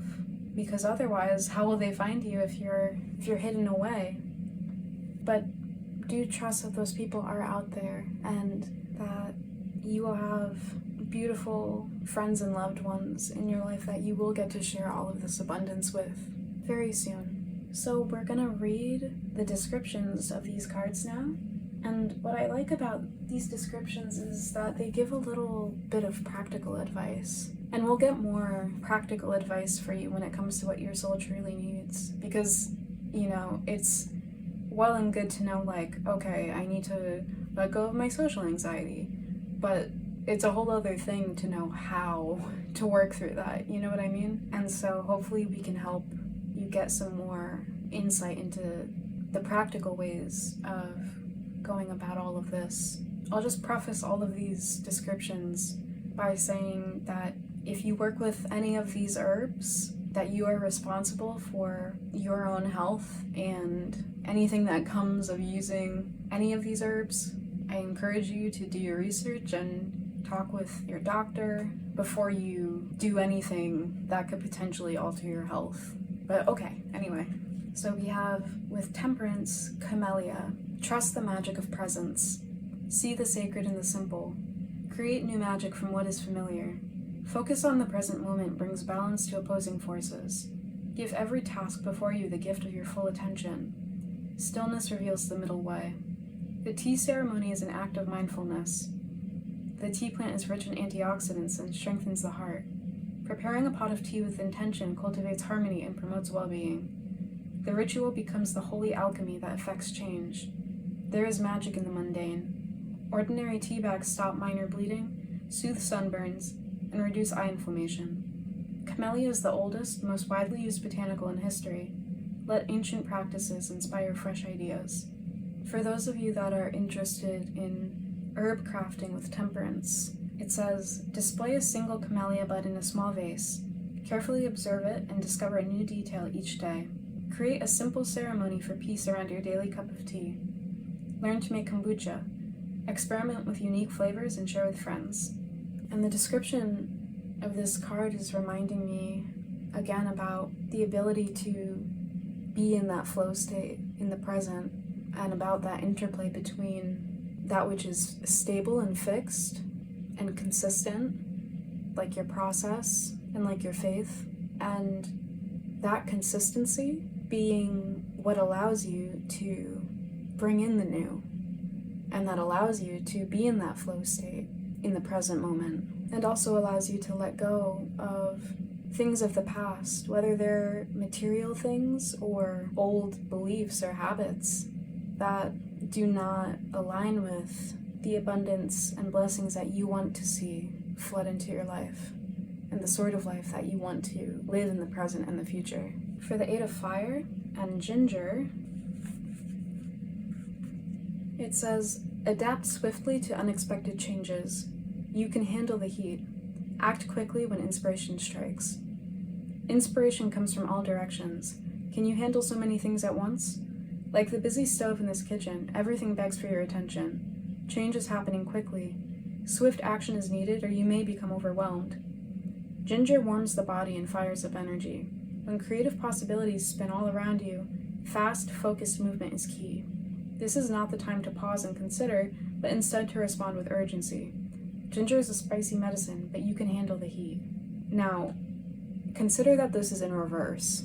So I actually do not think that urgency is the key. I think it's essential for you to handle things methodically and with patience in your process, and to not get hasty or to feel like you have to make decisions before you're ready. You know, we can often get into this mindset of feeling like we need to hurry up and make a decision when we feel pressed for time or for money, when we're in a sort of scarcity mindset where we feel like, you know, we need this thing now. Your entire spread is indicating much more, to me, the need to combat this sense of urgency and feeling like you're being pulled in so many different directions and everything begging for your attention. And instead, when this feeling of overwhelm comes up, instead of making a hasty decision that isn't actually necessarily the thing that you would want in the long term, and that doesn't lead to these long-term sustainable results that you're desiring, to, again, like I said with temperance before, to take a moment to pause, to pull in and return to center, and to reflect with calm and with patience on what is pulling on your energy and what is actually worth that energy investment. And anything that tries to rush you or to force you into taking premature action, you know, unless this is a life or death thing, it is not the right thing for you. Or rather, it's an indication that there is a false sense of urgency being applied, whether this is an internal sense of urgency arising from, like I said before, scarcity mindset or lack mentality or whatever you want to call it. And if it's coming from external sources, you might want to reevaluate what those people or situations are doing in your life and whether you want to maintain your connection to those. Because those things that demand fast action now and fast results and demand so much of your attention and energy then and there simply don't align with the sort of process that both honors you and your own needs, as well as leads to the sort of sustainable long-term abundance and success that it seems like you've been working toward all this time. So again, pace yourself, and you don't have to do everything all at once. If anything, that will just scatter your energy and leave you feeling frazzled and burnt out and unable to give to anything, including yourself. But anyway, if you do want to work with Ginger, it says, build your resilience and adapt to unexpected change. Use spicy ginger in cooking. Make ginger elixir. Take it to keep the flames of inspiration burning. Speed up a desired outcome by crafting a magic ginger honey pot. So if it feels like it's been taking too long, I don't know, maybe you want to make this ginger honey pot. But again, just keep in mind what sort of changes you're wanting to see in your life and what sort of a pace and process actually aligns with those changes being lasting and for the better. It all reminds me a lot of, like, you know, going on like fad diets versus, you know, slowly altering your diet and incorporating other healthy practices into your life when it comes to anyone trying to lose weight, for instance, for whatever reasons, and you always hear about which one actually sticks and which one ends up leaving people even more unhealthy and unsatisfied with the outcomes than before. That's just an example, though. I'm not advocating either way for anything weight or diet related, but you get the picture I'm painting here. With the Ten of Earth and Horsetail, we have ancient magic, modern medicine. Find strength deep within. The wisdom of the elders takes root in the bones of youth. You are safe and secure. You are a well-established member of your community. Know your work supports and sustains others. Horsetail both gathers nutrients and removes toxins from the area. Understand your connection to the greater purpose of life. Pause and connect often with all you have been given. Horsetail is a relative of a 400 million-year-old plant. You come from ancestral giants. This all has taken place before. Sometimes, in order to be effective, you learn to grow small and multiply. Nourish an underground network. Mindfully gather from resources that have carried generations. Horsetail is favored among biodynamic gardeners as natural fertilizer. The future can build on the strengths of the past. This is again reminding me of the ability to bring in the new based on the strength of your foundation, which is rooted in your faith and in the sustainability of your pace and your process. And that faith being, again, in the future as well as in yourself. Additionally, for those of you who have been feeling isolated from a sense of community, or maybe dissatisfied with wherever you're at in the process of whatever you've been working toward, and feeling like you still haven't been seeing the abundance that you've been trying for so long to cultivate, I think this is an encouragement for you to engage in whatever practices, maybe especially spiritual practices, with the House 12 card and the Temperance card here.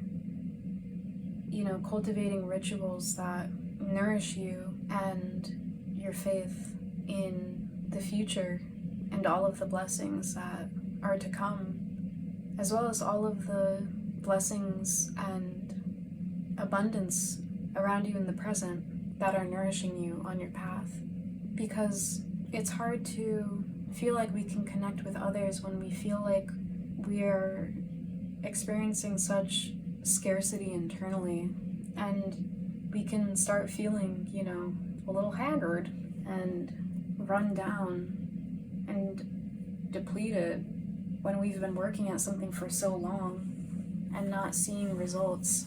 This is again encouraging you to pause, like with the Temperance card, and mindfully take stock of your resources and remember what has sustained you thus far, whether these are specific rituals or whether this is again getting at reminding or restoring that faith, if it's maybe taken a bit of a bruising in this process, to return to your center and to nourish that. Because it is true that when we feel that sense of abundance and gratitude and joy in the present with what is, it does make it that much easier for us to encounter more of that in the world and in the future.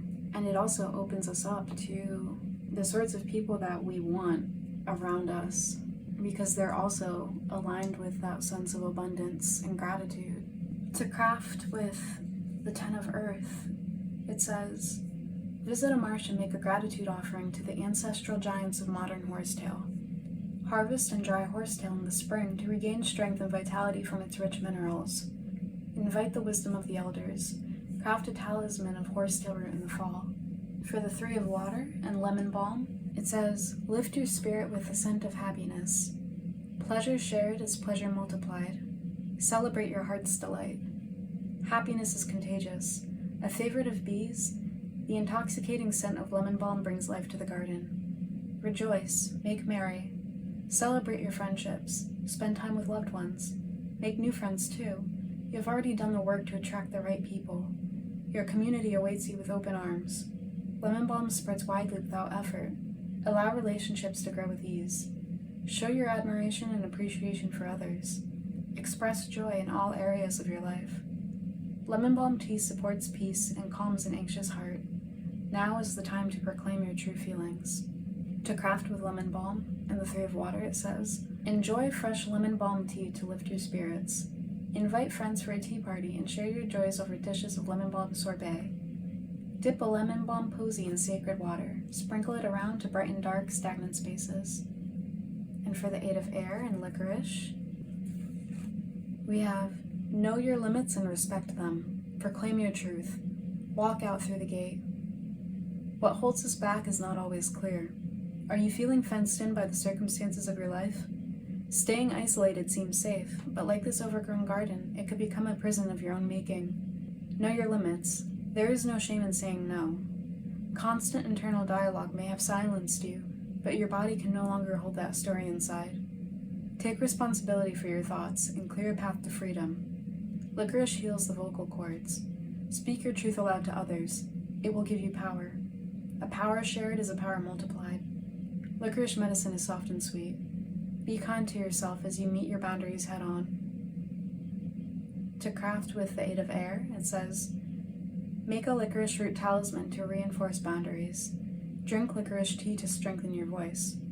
Write thank you notes to friends who hold the gates of compassion open when you feel trapped.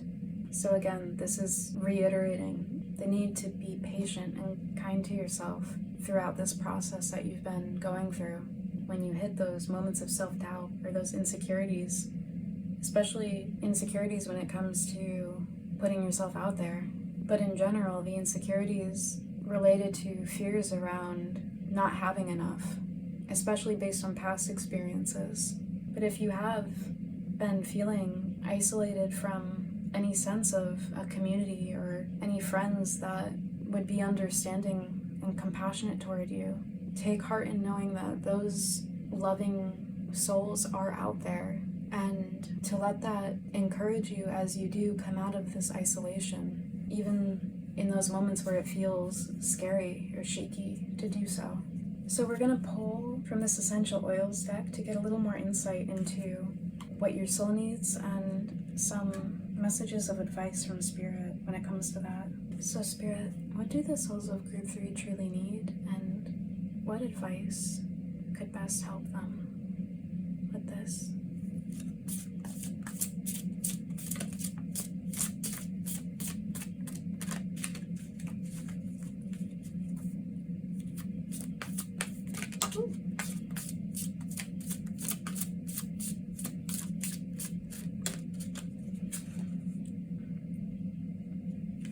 So we have good fortune, wild orange. The trigger statement is, there is not enough. The true statement, I attract abundance. Oh my God. Feel the joy you would have once you have reached your goals, here and now. You will achieve your dreams fastest that way. That is so fucking cool. This is exactly what we were talking about. And when it talks about feeling the joy you would have once you've already reached your goals, in the present, here and now, that is something that can really help you maintain that sense of a flow state so that you don't fixate on any concerns that you might have about if there will be enough in the future, you know? So cool. And on the bottom of the deck, we have resilience, Cypress. The trigger statement is, I need to control. True statement, I surrender. Allow yourself to relax with the currents of life. These changes will take you even closer to where you are meant to be. That's incredible. This is like what I was saying before about being able to ride the wave of the present moment and of your life, to not get overly fixated on the specifics of what's to come and when, to allow things to flow. Literally, it says, I surrender. So, surrender any fixations on future outcomes or past conditions, and any anxieties about either of those. I don't know if everything is visible here, but I'm doing my best. So, you're just gonna have to deal with it.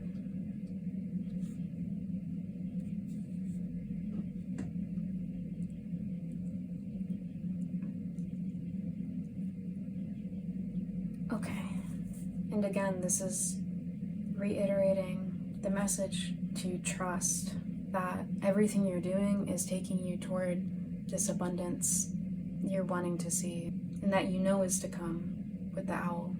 We're also going to pull from the Sacred Self-Care Oracle to get some practical rituals and practices that can help you to feel this joy in the present and to surrender any tension or anxiety or insecurity about what's to come or fears based on the past.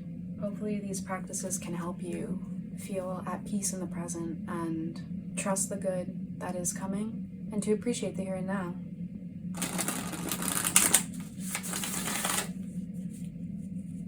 Spirit, what do the souls of Group 3 truly need? What practices and rituals can best help them with all of this?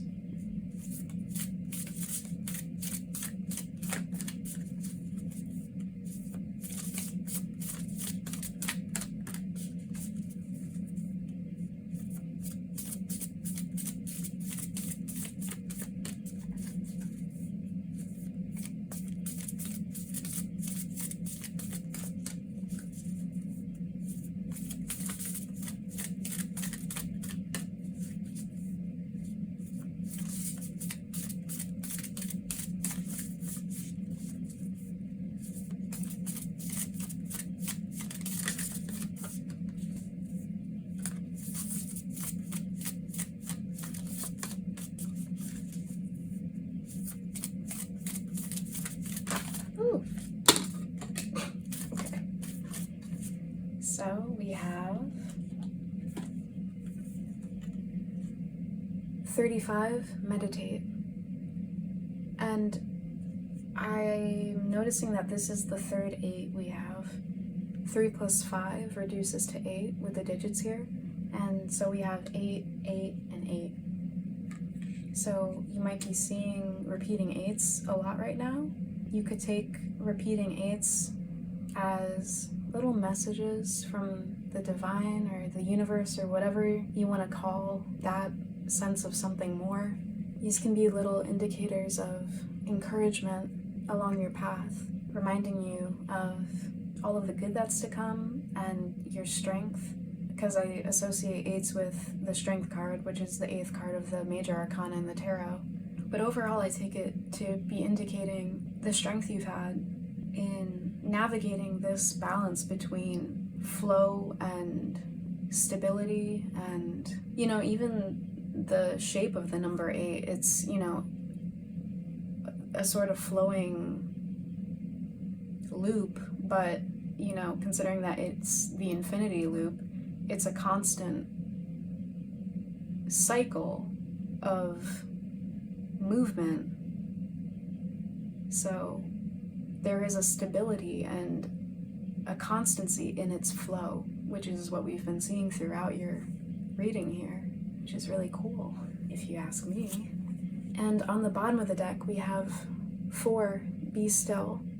So this is again indicating to me the advice given in the Temperance card and the 10 of Earth here about the need to not get hasty and make rash decisions or try to rush things. But when you are feeling that sense of scarcity or fear or anxiety, to still your mind, to return to the present moment and to ground into what is going on internally. And if negative thoughts have been getting the better of you, to pause and breathe and get a higher vantage point on them and ask, are these coming from fears about lack? Are these ruminations based on past miseries I've experienced that are making me feel desperate for change right now? And how can I release this anxiety about having enough?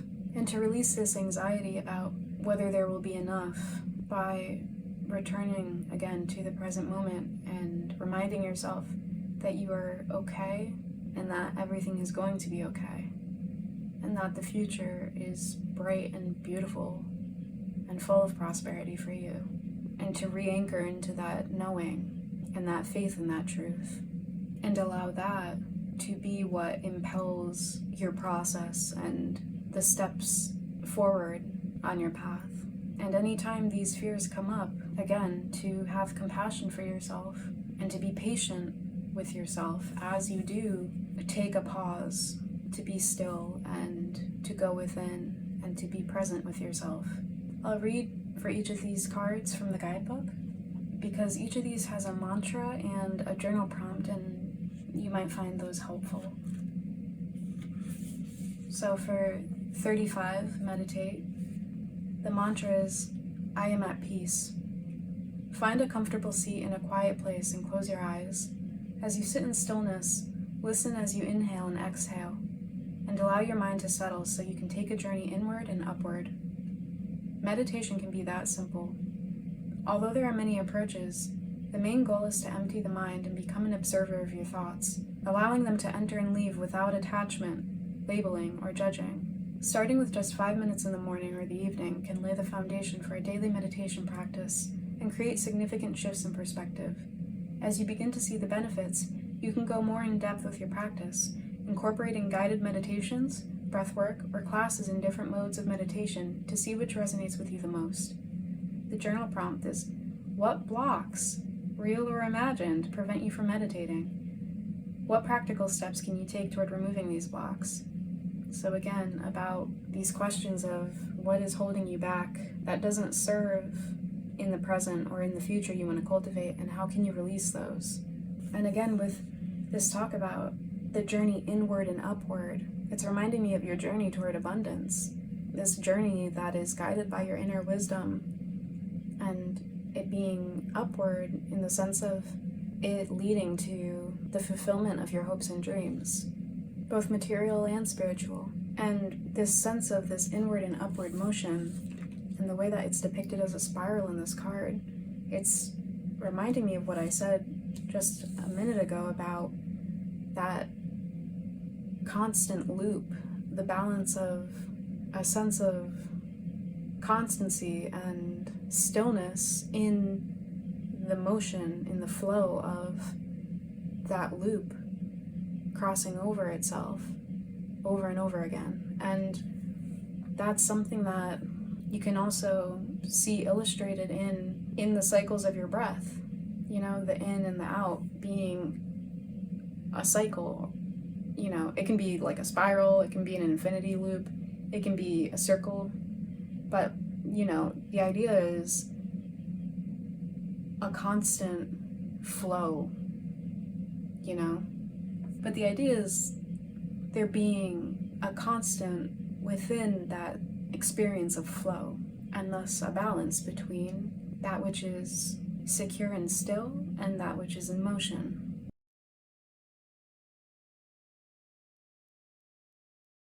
And the things that are still and constant being things that you actually want in your life, and being able to surrender fears about scarcity or about what's to come in the future, or about past failures or disappointments repeating again. Those things can be let go of.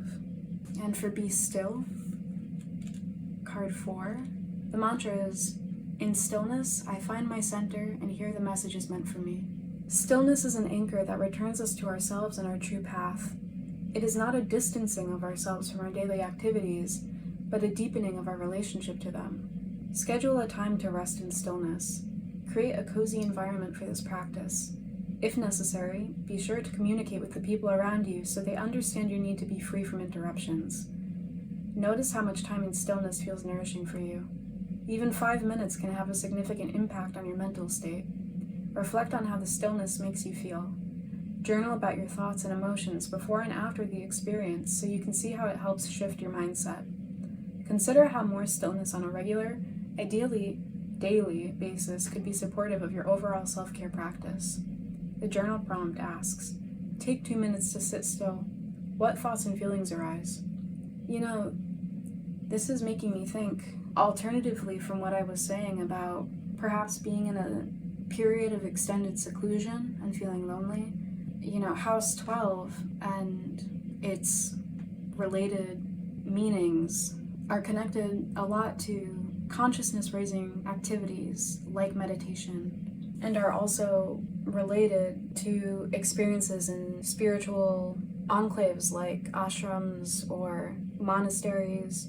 But there is this emphasized sense of being at a remove from our society or community for the sake of spiritual enlightenment and, again, consciousness raising.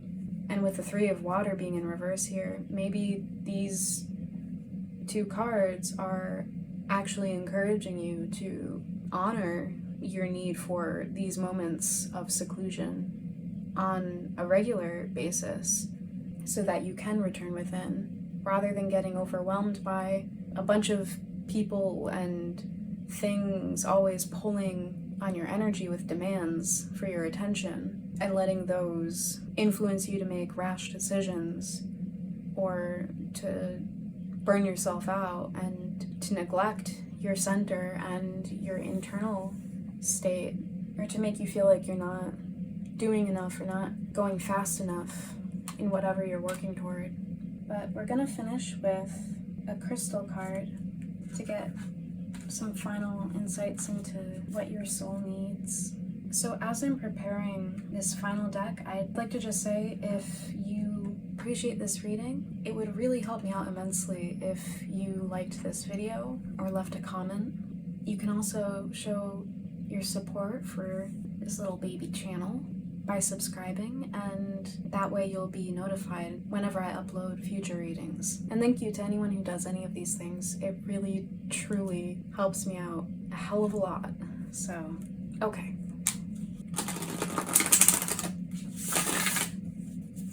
And these things don't have to be crazy, by the way, when it comes to meditating and being still. Even just 5 minutes, like on the toilet or like wherever you can get it, to just pause and tune into your breathing and into your inner state, and to just get a moment to yourself, can be profoundly impactful. But anyway, Spirit, any final insights for group 3 and what their soul truly needs and what can help them with all of this, most of all?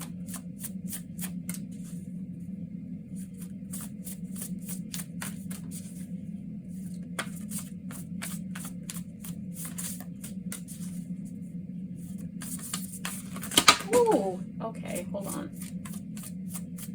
That was too many.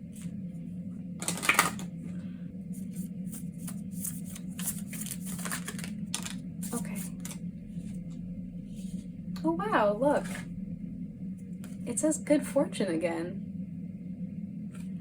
So we have citrine, the crystal for abundance and prosperity. Now, this stone was associated with another pile, so maybe that pile has some messages for you if you're interested in taking a look. Citrine is associated with the mind and good fortune. The vibration is extremely high. Citrine promotes generosity of spirit and accumulation of wealth. It encourages gratitude for the small gifts in life and motivates you to freely share your abundance and expand your heart. Excellent for counteracting depression, this crystal instills optimism and a positive attitude. It overcomes apathy and hopelessness and raises self-esteem. It makes you less sensitive to criticism so that you respond constructively. Citrine capitalizes on your skills and talents. Stimulating your mind, this stone of creativity facilitates seeing new possibilities and actualizing them. For the body, it's associated with the digestive, hormonal, and immune systems, the kidneys, blood, thymus, and thyroid. For the spirit, it protects the aura, cleanses the chakras, and brings joy to the soul. It is yellow to yellowish brown or smoky gray brown, and it's transparent, often a geode, point, or cluster. And I think that beautifully encapsulates everything we've seen thus far in your reading. So, group 3, I'm going to leave your reading here. I hope this was helpful. If you enjoyed this reading I'd really appreciate if you liked this video. You can also leave a comment down below if you'd like to share about any of this and how it resonates with you. And if you'd like to see more readings like this, you can subscribe to this channel and be notified about when I upload future readings. But in any case, I really enjoyed doing this reading for you, and hopefully I'll connect to you again soon. Until then, take care. Bye.